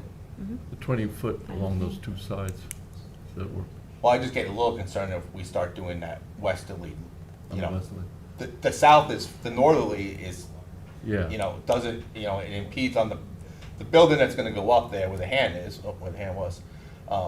Obviously is gonna face the park like the one next to it. So Right. the 20, if we did 20 feet in the back, it's gonna be in their backyard, right, with it up against a basketball court. The 20 by me doesn't really matter, cause it's my side yard. It's Does an the- odd Yeah, on corner north- on up the there, north so it's side. not like, yeah, on the north side, it's not like that impedes on my property. All right, let's On my just front do lot, the 'cause I north plan on side then. staying there. So it's up, yeah, it's up to the board. I guess, Yeah, whatever the let's board just says. do the north Does side the then. buffer affect the building envelope calculation? Does it affect the building envelope calculation? No, the building calculations are taken from the property line. Right. Take it from the property. Yeah. Oh, yeah, your building envelope isn't measured then from the buffer area, it's still measured from the property line. And the setback is That's- still So a there. setback, you know, if your rear yard setback for a principal structure is 50 feet or 40 feet or whatever it is, obviously that's gonna be outside of the buffer. That's why I'm using the 20 foot. Whatever the board wants to do is okay in this case. I mean, we're either going to, You have in to do this two or case, one. if it's wildlife corridor, it's not just for deer, you know, it's contiguous, like mature oak woodlands, and that's what the recommendation and the intent of the conservation board was, is that it's adjacent to town park to sort of create, you know, a corridor along there. So I think, you know, you either do it along the westerly and northerly, or we say we don't agree, and, you know, hopefully Mr. Sachs doesn't clear his whole property. Because it's like, it's not required, right? So, I mean, Is it primarily oaks on the property? yeah, they're Mostly saying oaks, mature yeah. oaks and, But there's no Yeah. connection, I mean, you have common driveway, right? There's a common, yeah, there's a driveway here. Yeah. That's why I graded out, this was just one of those recommendations that I couldn't come to this board and be, you know, you need to do I mean, this. they usually ask for these I mean- things for nesting birds to, you know, to Yeah, yeah. have like, it, to so- my mind, like, it's funny because like, it's like discussing like, oh, well, what's the value here, right? Like, Right. oh, are you gonna maintain like the right to build, or I would buy a property that had a 25-foot covenant and buffer because I think that's valuable, right? You know, so I would recommend the 25-25 as you suggested at first, and, you know, somebody has a nice mature oak forest next to them in perpetuity, seems like a great idea to me, but it's what your goal is. And Yeah, what I you're right think- is within your goals, Right. right? Yeah, I mean, I would be concerned about the west side of the property line having any corridor natural, because that's gonna be their side yard, and with a normal side yard setback, that means there's no grass there, there's no, you know, that, they're stuck with, whoever builds there is stuck with that layout, right? Yeah, it's pretty And narrow. that's pretty narrow and tight in that sense, right? Those, Yeah. they're gonna be narrow and tight as it is. I agree. So then I'd say, let's take what the conservation board recommended and do the 35 along the northerly, so you're maintaining the habitat that was the intention of this recommendation of the conservation board. I just, again, we'll go back to that other lot being 35 from their rear yard. 25 We're is gonna have better? to make a decision. Right. Yeah. So, you know, We get it, you don't want to do the buffer, so, what does the board want to do? That's the bottom line at this stage, okay. Do you I find it's on the west 25 to side. be more suitable along the I northerly? think the compromise, I think maybe that's it's where 25 on we the are. northerly. okay. Yeah, Let's do 25 on the northerly then. Yeah. okay. We'll get something out of it, okay. So that's the way I'm going to do that. And you said you're okay with the hedgerow, that one you're okay with? Yeah. That actually is good to separate the driveways, we've done this Yeah. before, Dennis, did you? Yeah. All right, so let's continue down on page 4 of that resolution. Before we move on, does this board normally consider fall zones for trees? Like the fall range? No. If, in the event of a storm? landing on a structure. I mean, you. That was more of a curiosity question. Because that's the question that keeps running through my mind, like, I mean, there's a tree, I think, in those buffers, it does permit a certain amount of maintenance. You know, if you have a tree that's leaning dangerously, you Yeah, for can sure. go in. right. And they just don't want the understory disturbed. Yeah, I just went to a property, the guy had to remove several trees that were just Yeah. coming down on his house. So- Yeah, there are definitely several trees in there that are Or what? danger, rotting, falling, leaning. Yeah, I was gonna ask you Yeah. about the health of those trees, Yeah, right? yeah, there are definitely a lot of But you're trees that allowed are not. you're allowed Up to the to, property owner. Yeah, those, you could always, for safety purposes and Yeah. all the rest of it. take them down. On the resolution, number 3, page 4, park fee 2,500. Declaration of covenants and restrictions, no further subdivision, no lot line changes without planning board approval, no new utility poles for proposed lot. Is lot 1 the one in the back or the one in the, I believe lot 1 is the floor. let me just see here, I'll fix that. Lot 1 is the. Yeah, it's gonna say no new utility, overhead utility lines is basically what that's gonna say. I'll make sure it's the proper. Because this first lot already has existing. It does. Okay, yeah, that's fine. So then number 4, lots 1 and 2 are subject to a 25-foot wide naturally vegetated non-disturbance buffer, which shall remain in its natural state and free of clearing, grading, and ground disturbance and structures. We'll say along the northerly property line. Yeah, it should say that. And then there should be the provision in there that allows them to come back to the planning board if they need to remove anything in there. So I'll make sure that language goes in there.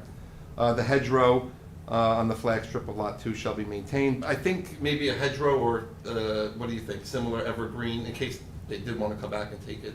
Or do you say keep the hedgerow as it is? Well, it's a hedgerow, I mean, you want to be able to maintain the hedgerow. Yeah. Well, that's what I mean, but, because the way I have in here, I say a hedgerow or similar evergreen planting along the flag strip of lot 2. Does that, That works. is it redundant to say southerly or is flag strip? I mean, that's adequate description. I'll play southerly. Southerly Yeah, will never change. No, 100%, Tom should be more specific, for sure. Because we're talking about lot 2's flag, the south side of that versus Yeah, the with other the hedges, driveway, yeah. where the current one is. So I should say that. All new utilities shall be installed underground. Again, I'll just make sure the lot numbers are correct. The 3-inch rainfall, that's the covenant from the town engineer, and then the retention of all stormwater runoff on the property. Number 9 is being scratched, as you know. No common driveway and utility easement. So number 10 is also scratched then. Compliance with the driveway standards pursuant to Town Code 330-362. 6 is being scratched, we're not doing a common driveway. Submission of a mortgage consent if it's applicable. Title certification, attorney approval of all legal documents, 4 Mylars and 10 paper prints of the final maps. And then submission for signature. And that's all said and done. Any questions? Nope, that's pretty good. All right. Good to go. Do we have a Thank you. motion for approval? I'll make a motion. I'll second. Motion by Tom, second by Kate, all in favor? Aye. Opposed, abstentions? Thank you. You have Thank you very 4 much. yes. Thanks for coming in. Thank you.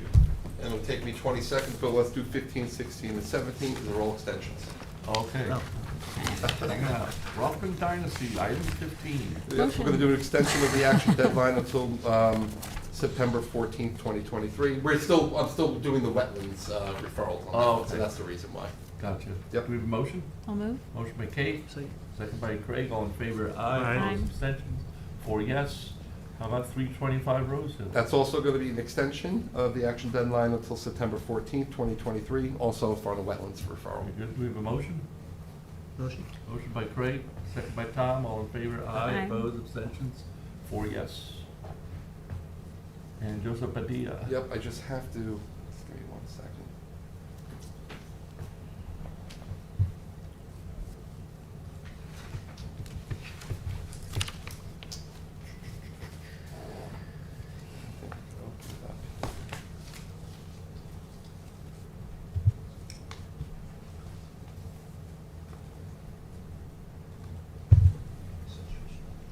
One second, I'm so sorry.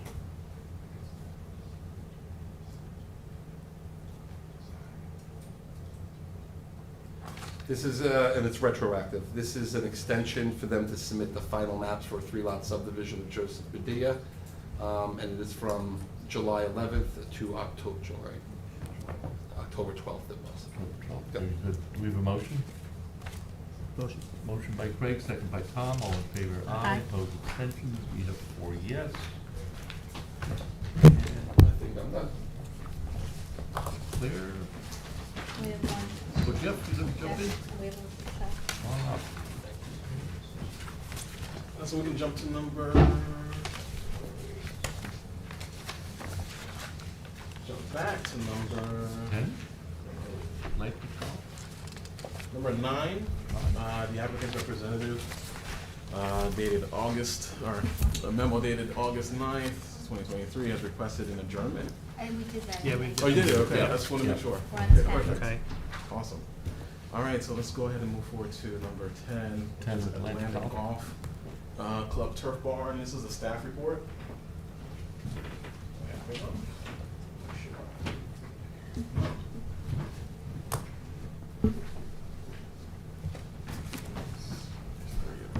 Thanks.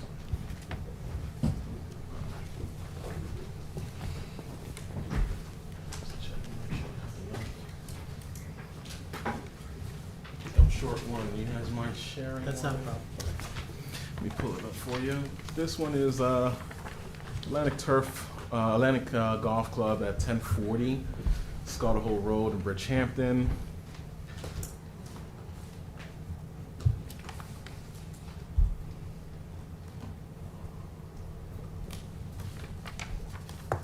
This is for the existing barn that abuts Shorts Pond. Was before the board before. They're proposing an addition on the west side of the property, as well as dormer additions on the existing footprint of the property. I'll give you the plans here.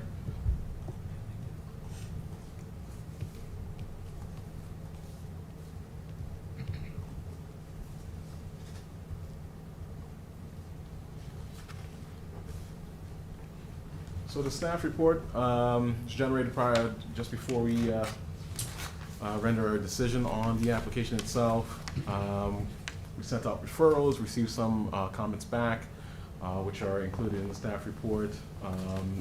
From a secret standpoint, and actually let me just go based off of the application description again.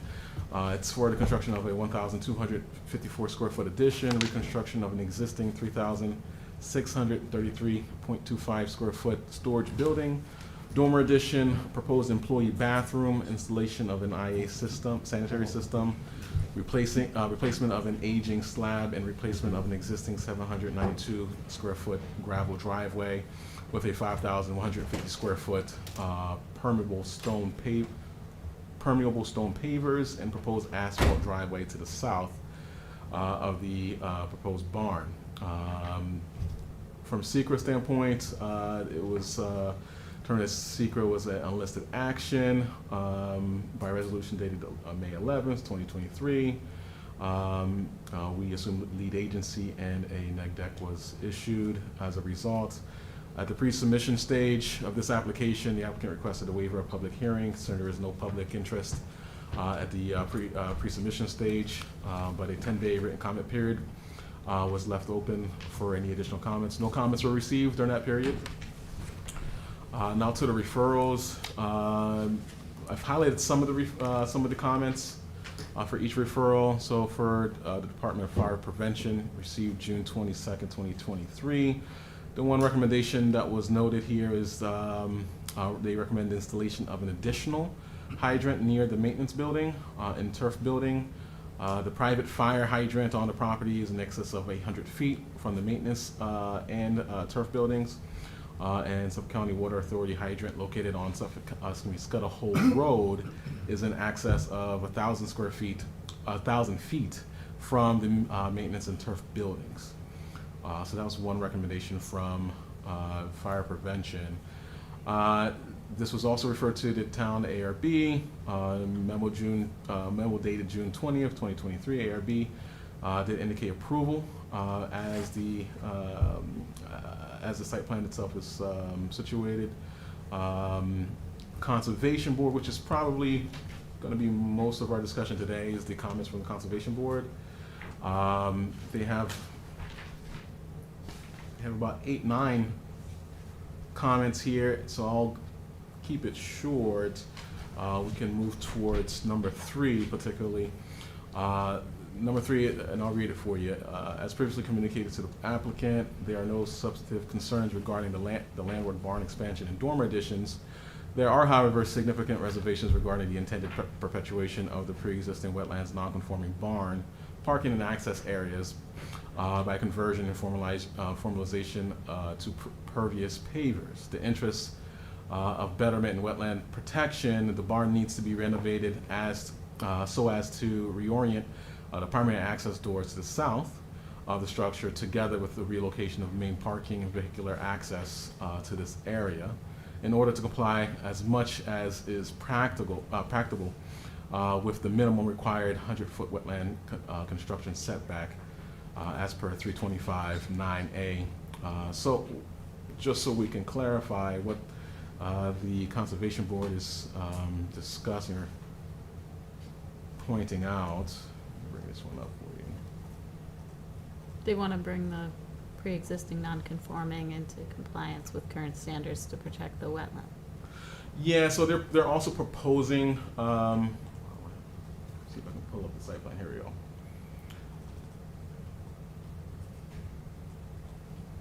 So yes, so they want to, there's a overhead door on the east side of the property here that they essentially want to eliminate and reorient to the front. This way, any access wouldn't be taken from its closest point to the wetlands boundary. Also, the size of the permeable pavers, they'd like to reduce that as well, so that right now it looks like it does encroach as far as a little bit beyond the 75-foot wetlands boundary marker, and obviously the 100-foot line, as you can see on the site plan, runs right through where they're proposing the permeable pavers. So they wanted a modification in that regard in an effort to comply with 325-9A. Now there is an existing non-formal driveway there now, which is comprised of gravel and dirt, which does extend beyond even the 75-foot wetland setback. So essentially, I'm leaving it to the board. Can you overlay the site plan on? Can you overlay the site plan formalization of the pavers over this aerial? Is that possible? No, I don't have that capability. Is it bigger, Tony? Maybe you can come up. Is that right? Sure. Come forward. All right, leave that to you. I can run through a bunch of these items with you. Just tell us your name for the record. Yep. Tony Panza, architect for Atlantic Golf Club. One item that Jeff touched upon earlier, which was with the fire marshal adding the fire hydrant. The club is certainly fine with adding that because they have one up by the clubhouse, and one being in the location of the housing and the turf barn is something that we've definitely put in there. Regarding the comments from the Conservation Board, I'll be quite honest about it. I was taken aback by the extensive comments, because I make it a point prior to pre-submission, or for you deciding on pre-submission, to go through it. And the reason why there are permeable pavers in the project wasn't because the club just thought, hey, let's put permeable pavers in. It was because of a discussion to say, you know what, we have rocks and dirt down there. Wouldn't it be better if we put in permeable pavers so that the conditions of the existing site are such that it's very difficult to see there, but there is drainage that is being proposed to take out. And that drainage is currently taking some of the runoff from the dirt and rock area and going into storm drains, which go towards Shorts Pond. And we said we want to get rid of that. And then we want to regrade and put in the permeable pavers so that nothing flows towards Shorts Pond. It stays in the permeable paver area and in the new drainage, the new dry wells. So we know avoid anything going into Shorts Pond.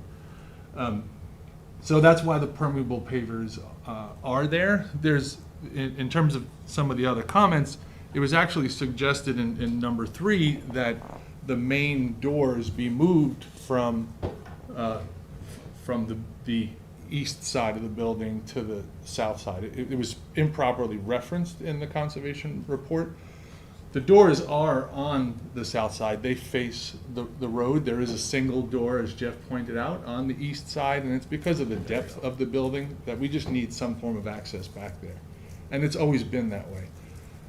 And so I should have started off with that.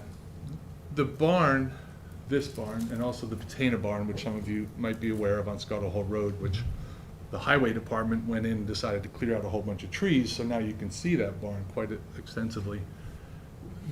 When the board approved the Atlantic Golf Club in 1989, it was that barn there and that the other barn would be allowed to be stayed in use, and that so these two areas and the connection of them were approved then, and the club has not encroached upon Shorts Pond any more than it is. So they're just looking to continue with what they had, along with the access out. That's the cart path that goes out. It's actually not for golf carts, it's for utility carts. It's because this is another item that's mentioned in the conservation report, that could that be moved up. The reason why it's where it is so that when they get out past that hole, they don't get hit by golf balls. It's also a steep slope in that location there. So with the doors that are currently on the south side, the intention was to keep them there. The building doesn't have any man doors in it, which is kind of funny, so we would put those in for egress. So I jumped around, but I'd be glad to go through line by line each of the items that the conservation is asking for. I think. Is the conservation board aware of Yes. your input? Yes, I went back to them and discussed it with them, and it was not the conservation board, with Marty, and he said it's a advisory report. So there's a couple. The conservation board didn't hear your description that you're giving us? No.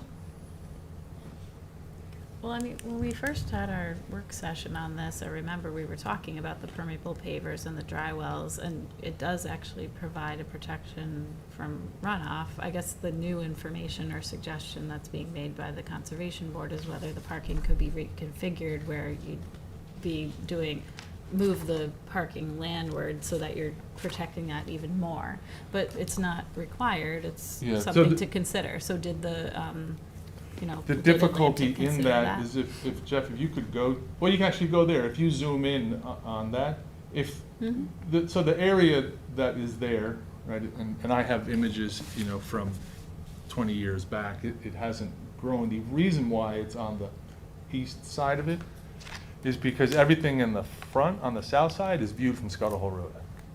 And as you know from this application and from other applications that Atlantic comes across, the view from Scuttle Hole Road is very important to a lot of people. And so to take that area and move it to, then we'd be putting it in front of the building in view of Scuttle Hole Road. The use of it is very important. That's where all the equipment is used for the golf course. And it would also involve taking out a couple of trees and regrading. So looks like it's also in the pathway of the fairway there. Yeah. Like I said, I think we always want, Atlantic is a good steward. When anything ever comes up, it goes to environmental and says, can we cut down a couple of branches? They don't go and just clear things out, and that's why the actually on that image there, if you look, how do I go to it? On the very bottom of the pond, just to your right, you can see where that whole group of trees are set in right there, just right above where you're pointing, Jeff. If you go back in time, there was nothing there, but Atlantic is to the point where anything within the setback we don't touch. So there was a vista of the pond at one point, but because of the rules and regulations, they just let it go. But it is quite important that the area that they've always used for being able to maneuver equipment, but that's why we wanted to continue to use it and put the permeable paver in. We chose not to bring the permeable paver all the way to the edge, and I know you were looking for the overlay of this on top of it. The permeable pavers do not come all the way to the edge of the rock and dirt. So on that drawing, the rock and dirt is that line there. But Okay. we recognize that there's a 75-foot setback, and we don't want to go and put it in there except to get to the path which is going out at the upper part of the drawing. And that's why it ends in that straight line right there by where Jeff. There, that little triangle is there, just like yeah. that. From the Yeah. photo, it looks like that dirt is pretty compacted at this point, too. Yeah, I mean, it's rock, it's dirt, I don't know, we can't really label it as anything, it's not like it's Right. loose gravel, it's rock and dirt. So the pavers Pavers are, theoretically will yes. increase drainage, not. would, Improve the would drainage. would actually increase, I mean, the whole idea behind the permeable pavers is that you're not shedding the water across it where it goes to Shorts Pond, it goes in between, and then it percolates through the soil, cleansing it quicker. Like a dry well, in essence, is actually bringing it down to the water table quicker. A permeable paver is doing it much slower.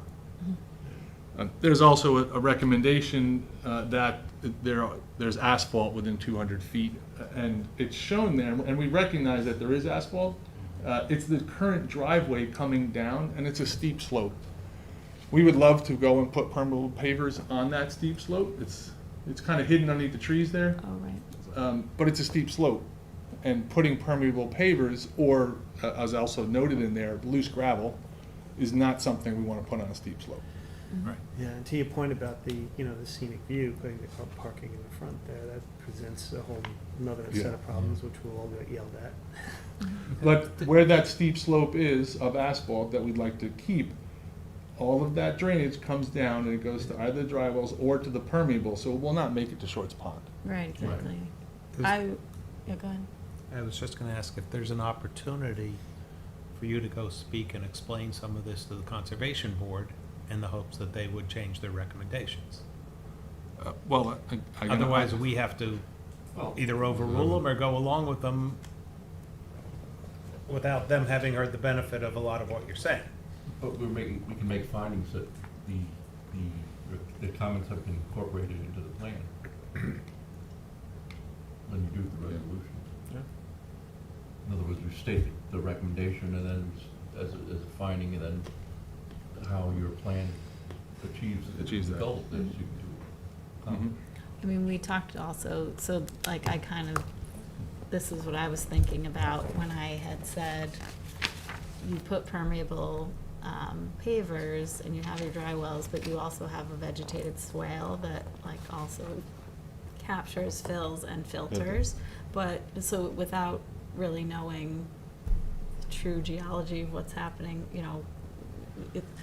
I think it's an improvement, and conservation, to my mind, is just saying, oh, but if you would consider this, it would be even better. Just, and could any plantings be incorporated along that Shorts Pond side that, I don't think, from where the fence is there, the split rail fence, everything on the other side of it. is already vegetated, right? Yeah. Yeah. There's actually some, So- And then, are there new dry wells going in? the dry wells Or would they're already only there? be, where those 4 circles are, well, that one there, but then the other ones, everything that is permeable paver doesn't require a dry well. So the dry well is only for when it's coming down a steep slope or the roof Are they leaders. there now, or are they being put in? They be put in. Right, so There's I a- mean, that's even, like, you've got a slip and slide going across, like, a very open surface, so all that runoff is probably going into the pond the right pond. now. So I see what you're trying to accomplish of adding dry wells on the hard surface and then slowing everything down across the permeable. I feel it's an improvement, and I think Yeah. it looks good. That's what we'll be incorporating into the resolution. Yep. Mm-hmm. Another part of this application that we're still kind of investigating, the structure wasn't necessarily, or the application wasn't necessarily referred to the Landmarks Historical Review Board. The discards and/or property record card does provide us with approximate year built of 1940. The Conservation Board also mentions that this probably needs to be referred to the Landmark Historic Review Board. I spoke to the applicant's representative, Tony, and the structural members of the existing barn are more consistent with a 1950 to 1970 year. If you date back to the pre-existing CO, the pre-existing CO was issued in 1976. It calls out this structure as a horse barn and also being remodeled at the time of the issuance of the pre-existing CO. But it's still difficult for us to determine exactly whether or not it is 75 years old or older, or if it's been renovated since. So at this juncture, we've made a referral to the Landmark Historic Review Board. They may just elect to review this application at the building permit stage and provide an advisory report at that stage as well. But I figured to give the planning board an opportunity to take a quick look at it, and also the applicant can give his explanation he provided me. Was never thought of as an issue for ourselves with the application. These are some photos of the interior of it. I would date it more as 76 to 86. Yeah. That's the 2x4, 2x6, 2x8 framing. All the headers are built-up headers. There's steel lolly columns. There's galvanized joist hangers. There's plywood siding, plywood sheathing with the siding on the exterior. So this is another item that came up as part of the Conservation Board comments. It was the last comment in there. I was a little taken aback because the Conservation Board was commenting of not being in the building, and if they go in the building, they can see that it's modern construction. Asked and answered. Good. I spoke again. We spoke to the building That's inspectors. what the purpose is, right? It's a question and you answered it. Another concern from the Conservation Board, and it's kind of already in play, but I think, Claire, if you can add, chime in. The Atlantic Golf Club had an application for the board for staff housing back in 2021. As part of the application, they were supposed to establish a 100-foot buffer, non-disturbance, non-fertilization buffer, I believe, around the entirety of Shorts Pond. They've not progressed that application since that approval, so there is no covenanted buffer established on the property. The board can do that with this application as well, provide additional buffering and screening from the concerns of wetlands, Shorts Pond. So I'm not sure if the board wants to go ahead and establish it with this application, and I know they have to come back, like we discussed, they have to come back with the staff housing application because of the change in the code, if I'm correct. Yeah. So, as far as we know, right now, that application doesn't exist. It's been withdrawn. Or the action the planning board took. So there's no covenant now. I mean, there was going to be with that action, and that would be appropriate new construction. You would establish a buffer. If it does come back, then at that time, we would establish a buffer. But in this case, because it is a second-story addition, basically, it doesn't make any sense.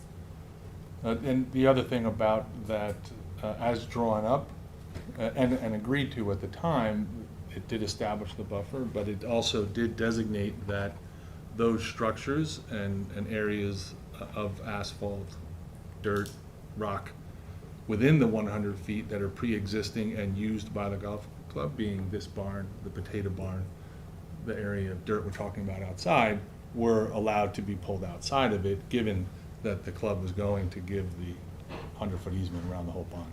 Mm-hmm. So we can establish that within this application? Minus, obviously, the areas that you're indicating here. Well, I think what we're hearing is this really isn't the application that would trigger that type of, correct. That type of, if and when the housing comes back in, I don't know what the status of that. I'm assuming that still may come in. We didn't want to crowd the yeah. Agenda. I don't still have a clear answer on whether it's allowable for us to impose the buffer minus what you're proposing here, and council's not I'm present, sorry, I so. didn't read Yeah. the thing. Does it recommend a 100-foot buffer? Conservation? Conservation recommends, but it's. Oh, but we Take can. my copy. Yeah, 75 or greater. They do? They do. Yeah. But they only recommended adjoining the project. Correct. Gotta make you come up. Yes, identify yourself.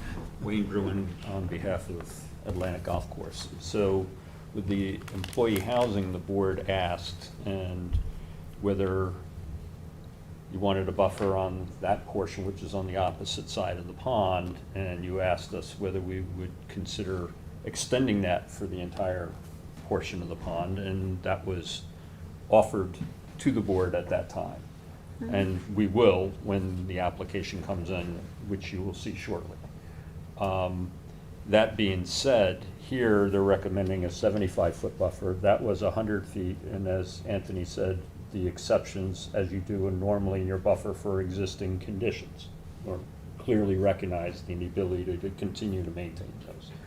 I think with this application, if the board is to approve it, it'll be easier to identify what is allowed in that portion of the property. Before, we generally were referring to the survey and existing conditions, and we had the ability to not only maintain, but improve and modify, of course, subject to all the necessary permits, but the covenant wasn't going to prohibit it. In this case, we'll know exactly where we stand with this application. So what I'm suggesting, as Claire suggested, is you could get a buffer agreement for the entire pond, recognizing what you're doing on this application. When you get the other application, we can do them both at the same time.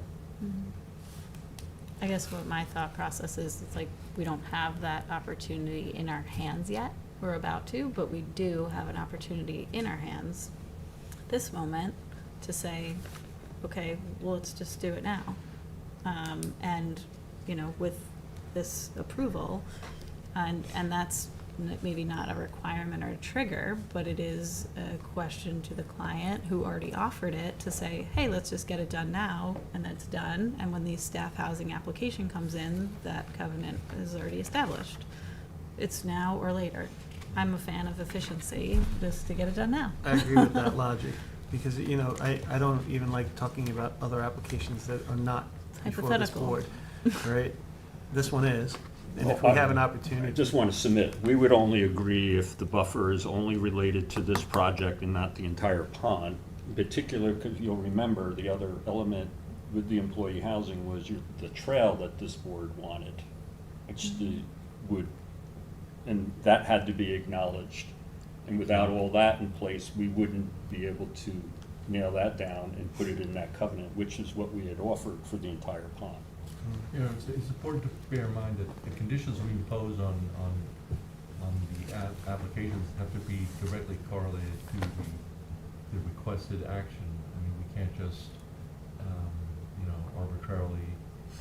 Okay, there is a list of 9 different items on the conservation board concerning the health of this pond, and we're saying we agree with your plan for addressing the health of the pond here and, not reconfiguring the parking to another side of the building away from the pond.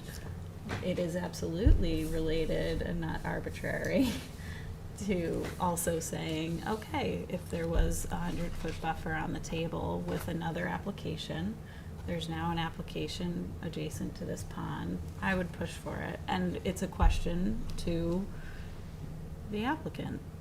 And will you ask that question of the applicant? So the recommendation is for a 75-foot buffer, Okay. different than the 100-foot. Sure, we can ask for Okay. 100, and Well, the you can ask. conservation board can ask We're not going to give you for 100 feet related to this Sure, I'm project asking. now. But we would only want it in the proximity of this project. We're not going to go with the rest of the not pond. around the pond. No. It's premature because we know this application will be submitted shortly, and there's a number of conditions which actually may change. If you're not aware, the town has purchased the 2 held properties, which could totally change the location of the trail, and it may not need to be on our property, but the covenant that we had drafted and you had reviewed and asked for had to acknowledge the ability of the town to put the trail, and there was a specific trail location crossing our property. So there are things that may change, and we can't dictate what will occur over there at this time. But Well, But you if you know want, better- we're willing to put a 75, as recommended by the Conservation Board, 75-foot buffer in this location, next to the turf The reality park. is you can't undertake any activity within the 75-foot anyway. Right. Yeah, we're just repeating, Buffer and over.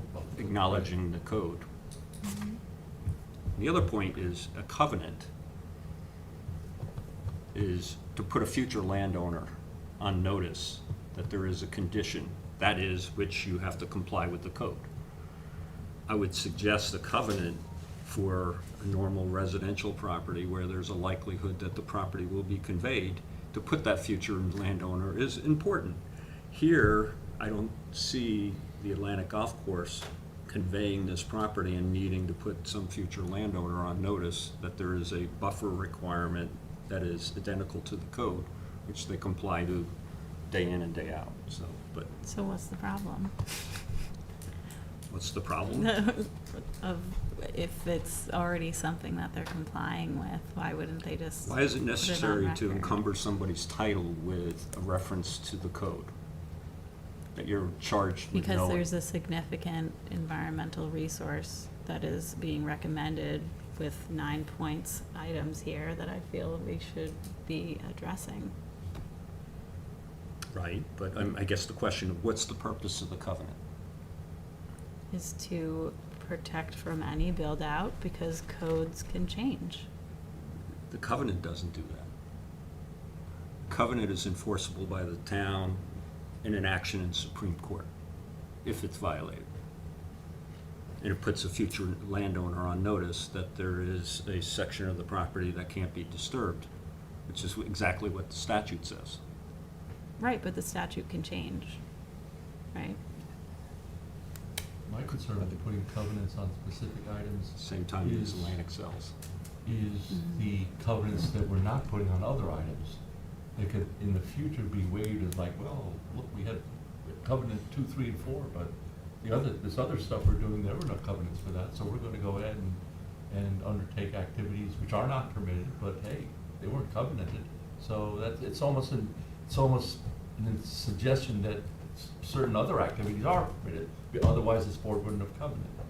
What irks me a lot of times is we put a covenant, I've seen it like, oh, an IA system has to be, or this property shall be required to have an IA system by covenant. It's like, well, you know, that's, okay, then what about the other things that don't have covenants? Does that mean the land, it's almost implied the landlord can go ahead and do other activities because there's no covenant on it. That was my concern with covenants. So are we taking an action on this today? Yeah. Jeff? Okay, so that's, Yeah, I feel like we can continue discussion, because we're talking about legal mechanisms without our counsel present. I'm asking questions I still not sure I have answers to. That's okay. Christine, a lot of times And I can be think helpful. Christine, next time we discuss it, and Christine is present, we'll be taking an action that we can consider within the context of what our legal authorities are, and, and not anything beyond that. But But it my is- question of today was, if there was another application that was considering a 100-foot buffer through legal mechanism of our choosing around that pond, and the Conservation Board is recommending protection of the pond in some way, 75, 100, 50, whatever it is, I think it's efficient to ask your client if they would consider that as part of this application that we have in front of us right now. And if the answer is no, and there's no legal mechanism to enforce that, fine. But if the answer is, hey, we'll do it part way, I think they are already doing it part way, like you said, with the improvement of the drainage here, which, I concede, I see that.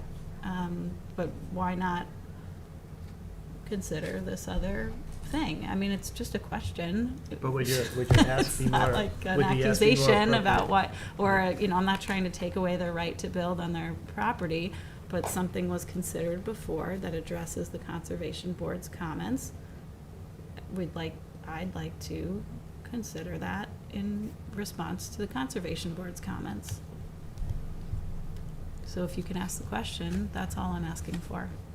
And Okay, we'll address it with our would the council. question be more appropriate as it pertains specifically to this application, though, and specifically the area of concern within the application as opposed to the entirety of the park? If the buffer is not gonna be considered around the whole pond as it was with the housing application, I agree with what Dennis is saying, because, you know, a little section versus others, it doesn't make sense. However, if there is an openness to asking the client whether they would consider the buffer around the full pond in association with this application, since we have a hypothetical opportunity in the future, not a real opportunity, I feel it would be wise to incorporate it into this application. That's all. So to kind of go with what Wayne was saying, this one is a recommendation of 75. In that application, it was going to be 100. But I agree with Wayne that it further complicates the next one because we would have already have established it without figuring out what's happening with the continuation of the trail. And then we might have to that's a lawyer thing, I don't So know the how to language, undo. in a sense, the language of the action will prevent any flexibility on a subsequent application before the. Or can you The normal language Can you does undo that. the action? You in would be order to- precluded from putting the trail there. Yeah, I think pick up on Kate's thought, which said our town attorney is not here. Right, I so think it's we should good, defer we had a these good discussion, conversations. we're not making any decisions today, Right, but I right. think it's an important exchange because we're now putting our heads together to say, okay, what's your future plans? And although we don't have an application in front of us, it's good for us to have this and this and this so that we could work together to accomplish both reasonable goals, you know? Yeah. For me, in terms of trying to move the application along, because we want to complete this, Sure. it would be to pick a distance on this side, at which we say there's a 75-foot buffer, and then the rest of it is left for how we connect to it in a second application. And just a suggestion, you can talk to council about this, you could write the buffer to say that, to say any future applications is gonna require a buffer around the entire Shorts Pond. Right, and that's what I'm saying, like, if there's You another could write it mechanism in a that way that accomplishes the does plan goal, for the future. you know. Non-specific? Your Development, condition of approval. future Condition. development. Future In the area development within 500 feet of Shorts Shorts Pond. Pond would require a buffer around the whole pond, or a conservation easement, which is what Right, was so, out there in the like, first place. you know, and when it comes down, I understand, you know, Wayne, you have to plan ahead of what future applications may come, and we certainly don't wanna, you know, put something in place that makes it difficult to untangle later to get things done that we all agree can and could get done. But there's, you know, working together to figure that out. So, Well, I like the suggestion that you just had. Yeah, so think like about a it. condition of There's an approval or in-between. something like that, what's the Yeah. There's a- mechanism? Yeah, there's Is a- it a there's an covenant, in-between. is it a condition of approval, is it a, you know, Yes. whatever it is, so There's we an can discuss in-between. that in the future. Okay. Overall, I think it's a great Okay. improvement to the site change. Anything else? So that's it. That was the crux of the conversation. Good. Discussion. Thanks. Okay, so generally speaking though, it's good. We'll write a decision for the next time and then it'll be a discussion item for the next time. Okay? Thank you. Thanks, Tom. Thank you. So no action on it. No action. You have more? I do, but you go No, ahead. no, I'm not doing. I have no applicants. I have a. Oh, I do have an applicant. The Land Rover? I have Wayne, actually, yes. He is- you for the Land he's Rover. an applicant. Claire. Should I just do, Yes. before we wish to- If you wanna do. We are stating bridge. Absolutely, let's do, Let's go to the bridge. We're doing the bridge, yeah. Hey, we're doing the bridge. yeah. we're definitely doing bridge today, and Chuck has his first application, so he's gonna go for it. Which one was that? It's number 14, yeah, he's gonna pull it. Chuck's first application, so, Lewis Road. With Oh, we did lose, no? Oops. It's more I think that was celebrating that. Anthony's Lewis. Oh, That was the TDRs or whatever. Yeah, that's a different Lewis Road. oh. Yeah, there's a different Lewis Road. I thought we had done both of them. No golf lines. There's a lot of Lewis Roads. This is 65th. Technically 66. So this is it. Yeah. Number 14. Okay, so this is to review the application for 64 Lewis. For completeness. For completeness. And it is 3-lot subdivision. The address is actually 66 Lewis Road in East Quogue. It is in the Central Pine Barrens compatible growth area, aquifer protection overlay district, and agricultural overlay district. It's a CR 80 zoning district. Should I show the? Yeah, just show them a copy of the plan. Yeah, so this is a copy of the plan. We are going to deem it incomplete for now. We did speak to the applicant. There were a few things missing on the site plan, a few things we needed to clarify. She's aware, and she's going to start working on it. Basically, this is how it's set up now. The house is going to stay in that corner. They're going to divide up the other plots. See, my only comment goes to the whole clustering. I know this certainly doesn't warrant clustering, but we typically try and encourage a mechanism where the applicant, we leave it to the applicant to request a waiver of Yeah, cluster. that was actually the first thing we did tell her, Yeah. that we would need a So- waiver. That she needs to physically ask for the Yes. waiver, or Yeah. verbally ask for the Yeah. waiver. I Okay. mean, get a letter Yeah. for that. Yep. So that should probably just be blank. As a part, it almost suggests that it's not applicable. Oh, And did I it's took not off the applicable. wrong? Oh. Oh, yeah, I so did. you just would do Sorry, X. on the other side is where I marked Yeah. all the problems. Yeah. Request a waiver. X means it's missing. The request is Oh. missing. That's Oh, what the X cluster, means. okay. Yeah. Yeah. Yeah. Let me go down for her. Yep. So the X's are what make it incomplete. Not provided, yes. Yeah. Okay. NA would be, yeah, Okay. but it is an X, not provided. Maybe it's early, but is there a common driveway in there, or how are they gonna? So the plan is, okay, so it fronts 2 roads here. There's already a driveway here, and one of the things we need to figure out, we asked for a copy of the easement, because on our GIS, it says it's only a scenic easement, but the applicant says it's supposed to be for scenic and driveway, because the driveway The that's driveway's there there. now is currently in a scenic easement, at least on our records. So that's for one spot. The other one's going to have driveways built on That's 104. Damascus Road. Which is the Which is more the local other- road. Oh, it's not 104, right? Yeah, it's a more local road, which I Yeah. think it'd be appropriate to have So it'd be no separate common driveways. driveway. What is Yeah. the second road, Damascus? Yeah. The one on the west? Yeah. Yeah. Oh, okay. Yep. All right. And then Lewis is Lewis the other Road. one. Who's the other one? So only the house that's currently there is the only one that will stay on Lewis. The other 2 will face the other. Yeah, they won't have any Yeah, the street. additional curb cuts on Lewis. One common driveway coming out on Damascus, I think would make the most sense if we were able to. Does it? I thought it was a pretty quiet road, isn't it? Yeah, as opposed to coming out on 104. Oh, yeah. Oh. Yeah, No, no. like one no, common the- driveway? Only the I only don't know if they driveway can- will be the one that's currently there on Lewis. Damascus will No, they're have gonna- 2 for the other properties they're proposing. They'll have their own curb cuts. Yes. Okay, Correct. okay. If that makes Damascus. sense. It's not a busy road. That's not a right? busy road, Yeah. No, Okay. just, So we're deeming it Incomplete. incomplete? Incomplete. Until she Okay. provides Very good. the information. She Do is we have a aware. motion for that? Motion? Motion by Kate. Second. Second by Craig.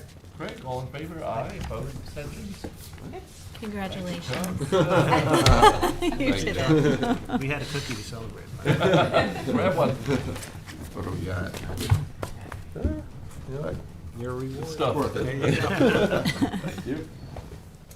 I'm going to do the Delandro, if that's okay, because I have Delandro, Wayne yes. here, and then we'll do the 19. bridge. We're going to Delandra, item 19. Is, Oh, I'm sorry, thank you. So the action today is to assume lead agency. There was no, nobody who wanted it, the referrals. So that would be the action. This, I just wanna pass out the, secret information, just so you're familiar with it and comfortable with it, so. Oh, this is one, okay. I think one's the site plan and one's the floor plan. Then we'll do, on the next meeting, on August 24th, we'll do the secret determination and deem complete, if you're comfortable with this. So, if you want, we'll just quickly go through the part two, if that's good? And this is based on the discussion we had at the last meeting, right?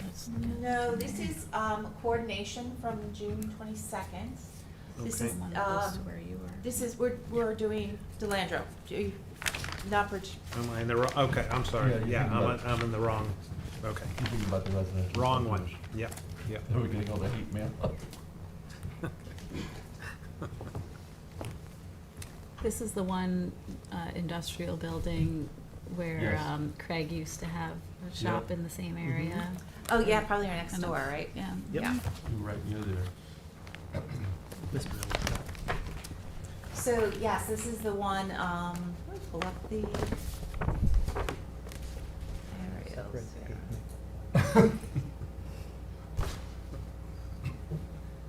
Actually, just go to the site.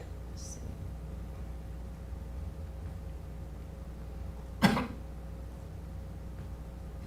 Yeah, so this is the existing, this is part of a 3-lot subdivision here. And this is the southern portion of it. It's got some easements on the property. And they want to build a building similar to this situation where they put the building in and. Is that Chips, north of the Chips Evergreen? Chips Evergreen's up here. Oh. Yeah. Tilton North. Yeah. And then somebody else has an application on the one that Yep. has the Yeah. cut through. Sunrise that's beyond is Sunrise this one. that's beyond, Very yeah. similar situation. They'll have to ask for the waiver, the adjustment in the covenants. I think there's one to the southeast as well. That was before our board too. The southeast, yeah. This one? Yeah. Yeah. That's the That West one we Ham- just that's did. the I think glass. that was this is West Hampton Glass, and this is Toscana. And this one right here.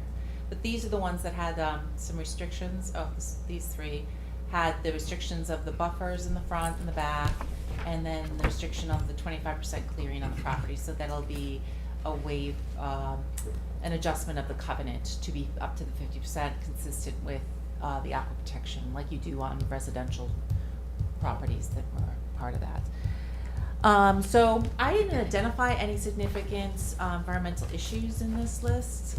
This is pretty typical. They're gonna comply with it. So the impact on land is, they'll provide drainage, they'll comply with the Aquifer Protection Overlay District clearing. Impact on groundwater, again, small, and they'll do an IA system in this case, I believe. I think that's what this is designed here. We just ran a water main down there too, so they could tap into the city water. Originally, that whole area was on wells, but they had the plume issue. Oh, yeah? Yeah. Okay, great. So you're saying that they are gonna comply with the APOD clearing restrictions? Correct, 50%.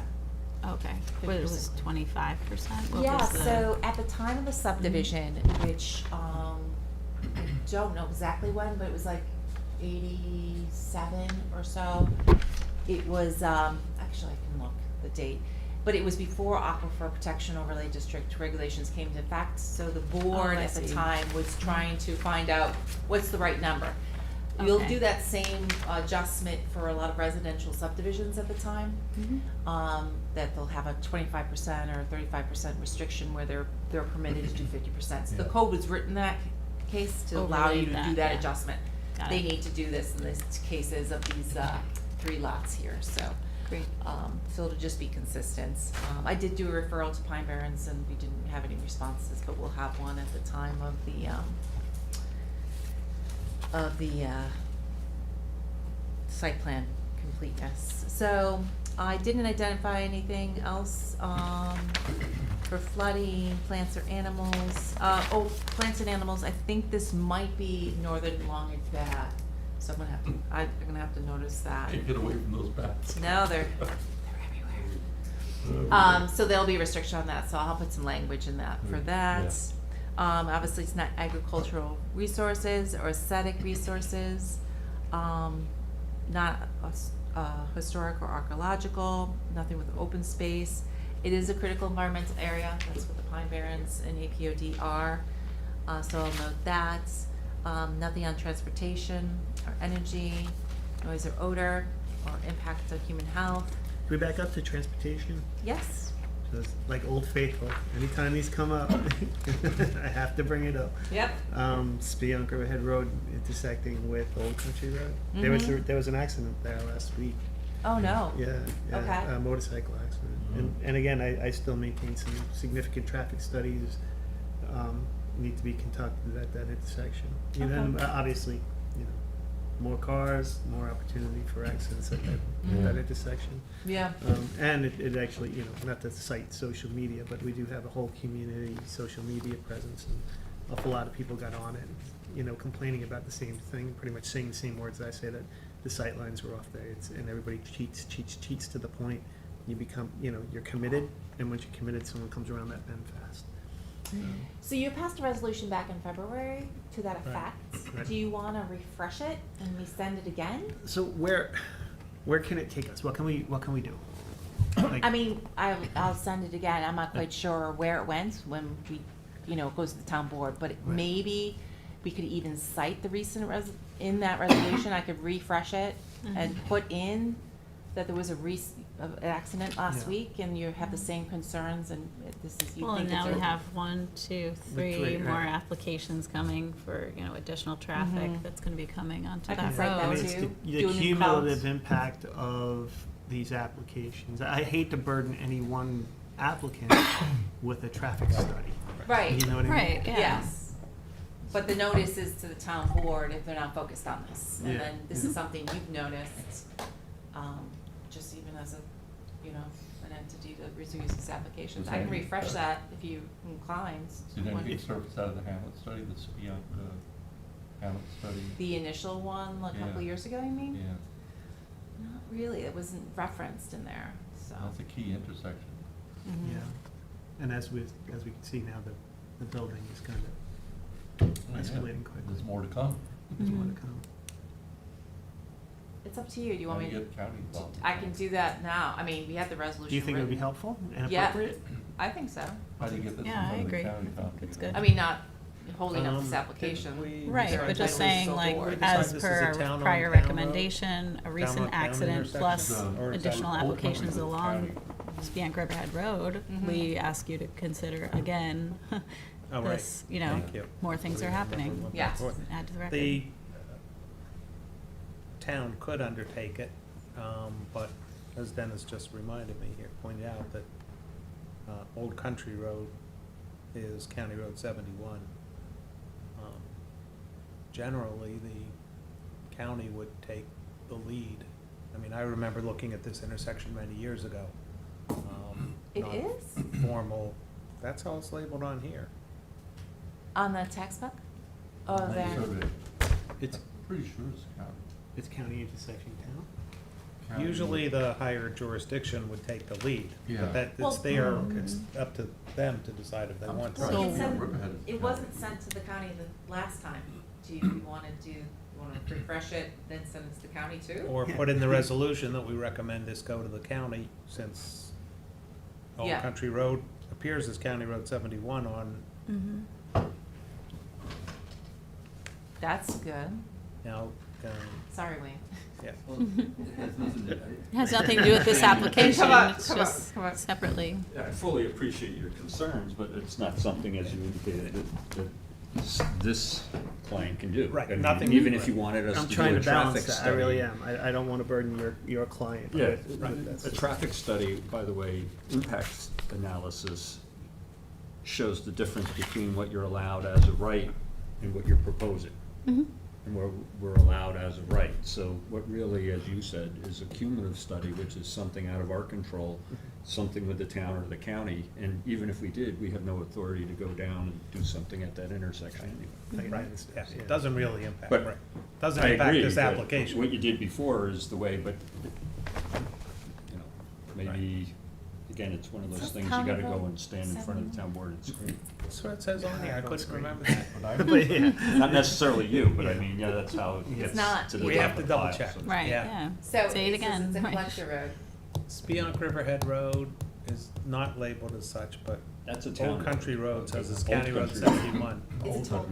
Oh, Old Country Road Yeah, is. yeah, Oh, of course. Old Country Road. Yes, Yes, yes. yeah, no, not Spionk River. My question for Tom is there a mechanism to get this in front of the county somehow, just in more of a generic sense? application? Not Well, this application, but to say, hey, we've got a lot of activity current and more planned. I mean, there Well, are, that's what you've you know, said, Claire, is that you can send it to the town board and to the county DPW, right? Right, and right, who at the and county ask them to take DPW? it. Probably, you know, the chief engineer, Bill Hillman, Okay, but they do now have an email address that your residents and, you know, whoever's supposed to send concerns to this email address that gets acknowledged they received it, and that's about it. oh, I would think on a, you know, practical level, you know, Tom Houghton sending it to Bill Hillman and asking for them to consider doing a traffic study of this intersection would be the most kind of practical way to get it Okay. done. Now, whether the county decides they want to do it or not, you know, they probably got 5,000 intersections that they have to decide which ones they want to do studies on, but I think that would be, or, you know, conversely, the town can do the study also. I mean, the town, Tell on all many those people occasions, on studied social media intersections to contact their with county roads or county state roads, legislators. but that's on the town board to decide if we wanted to do a study of a road that we may or may not have control over. yeah, That's why I'm surprised nothing surfaced out of this beyond Hammond's Mhm. study, yeah. 'cause that's pretty recent. What? Okay, I can Okay. do that. Do you want me to have it written for next time, or you want me just to do it? I'm comfortable with just having you do it. Okay. Yeah. No, You're I just think I know making what a you want, recommendation. And I'll, to your point, Tom, I'm So going we to haven't have. identified, so we're good on the, how are we handling I think secret? so. Oh, Today, we're the just only assuming action lead today agency, with right? Wayne, sorry. Right, the it doesn't, thing is right, and we, to again, this assume isn't lead agency. the applicant's. You wanna go Oh, home? we're gonna assume? To assume lead agency, that would be an action Okay. for Wayne's, So our motion then is to assume lead agency. Do we have a motion by Craig? Second by Kate, all in Thank you. favor? Aye. Opposed, Thanks. abstentions? sorry, Oh, and yes. then, 3 absent, thanks, Wayne. and then you at the wanna next see- meeting, we'll do secra. There was no other issues Yeah, with that, right? just do the Right. neg deck. So perfect. Deem it complete. Deem complete. And then you want me to do a resolution, saying this to town board, this time sending it to the county and recommending the town engineer send it to the county? Yeah, I don't know whether you put that in the resolution or not, but, you know, I mean, that would normally be the mechanism if everything was, you know, the town board would give it to the town engineer, who's kind of our de facto traffic Or safety person. I can verbally go Or- down to the town engineer and say, could you really? Could you send this? Could you really send this? Yeah. And I think we can get a Right, yes. there you go. Yeah, we'll get a yes on that. So I won't Yes. put that as a finding, we're just gonna Right. say. You to him is probably the most efficient way to do probably it. the most but- efficient way. But we'll actually make sure the resolution actually gets to the county too, so. Right. That's nice. Thank I you. can adopt that if you guys are comfortable with Thanks. that. No problem. Claire, did you want to jump into bridge patrol? Do you wanna do a resolution to that effect though? A resolution to that? Oh, okay, So we're authorizing Claire moving to, to. go Resend ahead. the recommendation that they look at the intersection because of the cumulative impacts and if there's any additional applications, there were 9, I think, last Right. time. If there's more, I'll put 10, 11, whatever it is. right, that's Right. it. And then I'll say the recent accidents last week. You could also mention, you know, as industrial sites, these roads are now carrying, this intersection is now dealing with more trucks, more heavy equipment. Mhm. Good, so it's an authorization. Do Yeah. you want to make the motion, Go ahead, Craig. Greg? Your name on it, And do we our have a traffic second? person, the second. Tom is I with like the it. second. All in favor, Yeah. aye, Alley-oop, opposed, baby. abstentions, we have 4 yes. get Good, it yeah, done. we talk about this stuff and until we get the ball rolling, nothing gets It's done. important to see what Good, happens. good stuff. Exactly, so that was Delandro, 20 Bridge Petroleum. Do So Bridge. I have fresh documents for you, I sent them to you. Yeah, we have them email and, So this would be to issue a positive declaration. The applicants were informed. they didn't wanna show up They didn't want to show up. to yell at us. I was like, I was prepared for drama here. So take one of each. One's Okay. the resolution and one's the support documents. Take one and pass it to the left. Okay, thanks, Tom. Take one. So the resolution is to issue a positive declaration. This is based upon the review from the last meeting, which you identified several significant issues, and I illustrated them in a narrative.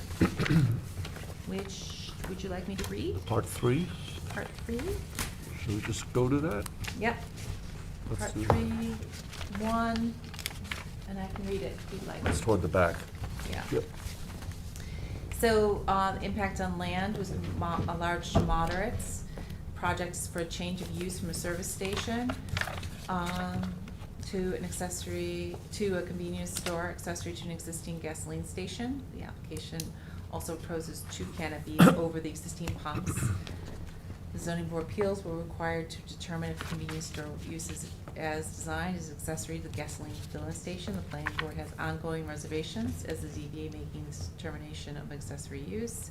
The size of the convenience store is out of scale as an accessory use. Existing use, redevelopment of the property represents a non-conforming use within the HO zoning district. The redevelopment of the property will require variances. The proposed generates additional parking. The minimum of 12 parking spaces are required, and the convenience store and tenant provided. Behind the building are 2 tanks, 1 diesel, 1 kerosene. No information to be provided. These will be changed or relocated. The existing underground double wall fiberglass tanks were installed in 2005. County approval per the applicant. The proposal is for 2 tanks to be retained. Proposed action may result in increased erosion, whether from physical disturbance or vegetation removal, including from treatment by herbicides. The proposed action has the potential for flooding as there is minimal curbing provided. Impact on surface water, potentially moderate to large. The property is located in the WQI, high priority zone. No information is provided regarding the existing proposed sanitary system. The nearest service water body is Dave's Creek, which is connected to Shinnecock Bay. Given the site's history as a gasoline filling station and service station, all county and state regulations shall be followed. Proposed action may create turbidity in a water body, either from upland erosion, runoff, or disturbing bottom sediments. Proposed action may affect the water quality of any water body within or downstream from the site for the proposed action.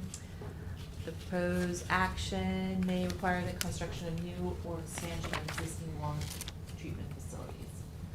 Impact on groundwater, potentially moderate to large impact on groundwater. Project shall conform with the county health services regulation. Potential impact stormwater runoff due to from the impervious surface area proposed on sites.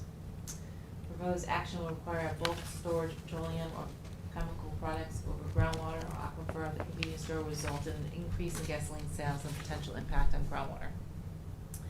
Impact on flooding, potentially moderate to large. Proposed action may result in or require modification of existing drainage pattern. Proposed is located in a slush zone, category 4 hurricanes. Impact on aesthetic resources. Property is located, it's potentially moderate to large. Property is located within 300 feet of a community park, situation or activity in which the viewers are engaged while reviewing the proposed action is routine travel by residents, including travel to and from work, recreation, or tourism-based activities. Proposed action may cause a diminishment of public enjoyment and appreciation of the designated aesthetic resources. Canopy is in contrast to the surrounding neighborhood and the underlying zoning. Impact on historic or archaeological resources, moderate to large. The project is immediately adjacent to buildings including a house and a historic church which are older than 100 years old. According to the property record card, the building was constructed in 1948, is therefore 75 years old. Impact on transportation. The planning board finds the potentially moderate to large impact on transportation. The project has large open curb cuts along Montauk Highway and Walker Avenue, which are traffic safety concerns. Projected traffic increase may exceed capacity of existing road network. The proposed action will degrade existing pedestrian or bicycle combinations. Proposed action may alter the present pattern of movement or people or goods. Proposed action has an impact on Walker Avenue. Proposed action will result in safe internal maneuvering. The board finds potentially moderate impact on noise, odor, and lights. The proposed action may produce sound above noise levels established by local regulations. The delivery of goods adjacent to residential neighborhood may result in a noise nuisance. Proposed action may result in routine odors for more than 1 hour per day, food and dumpster.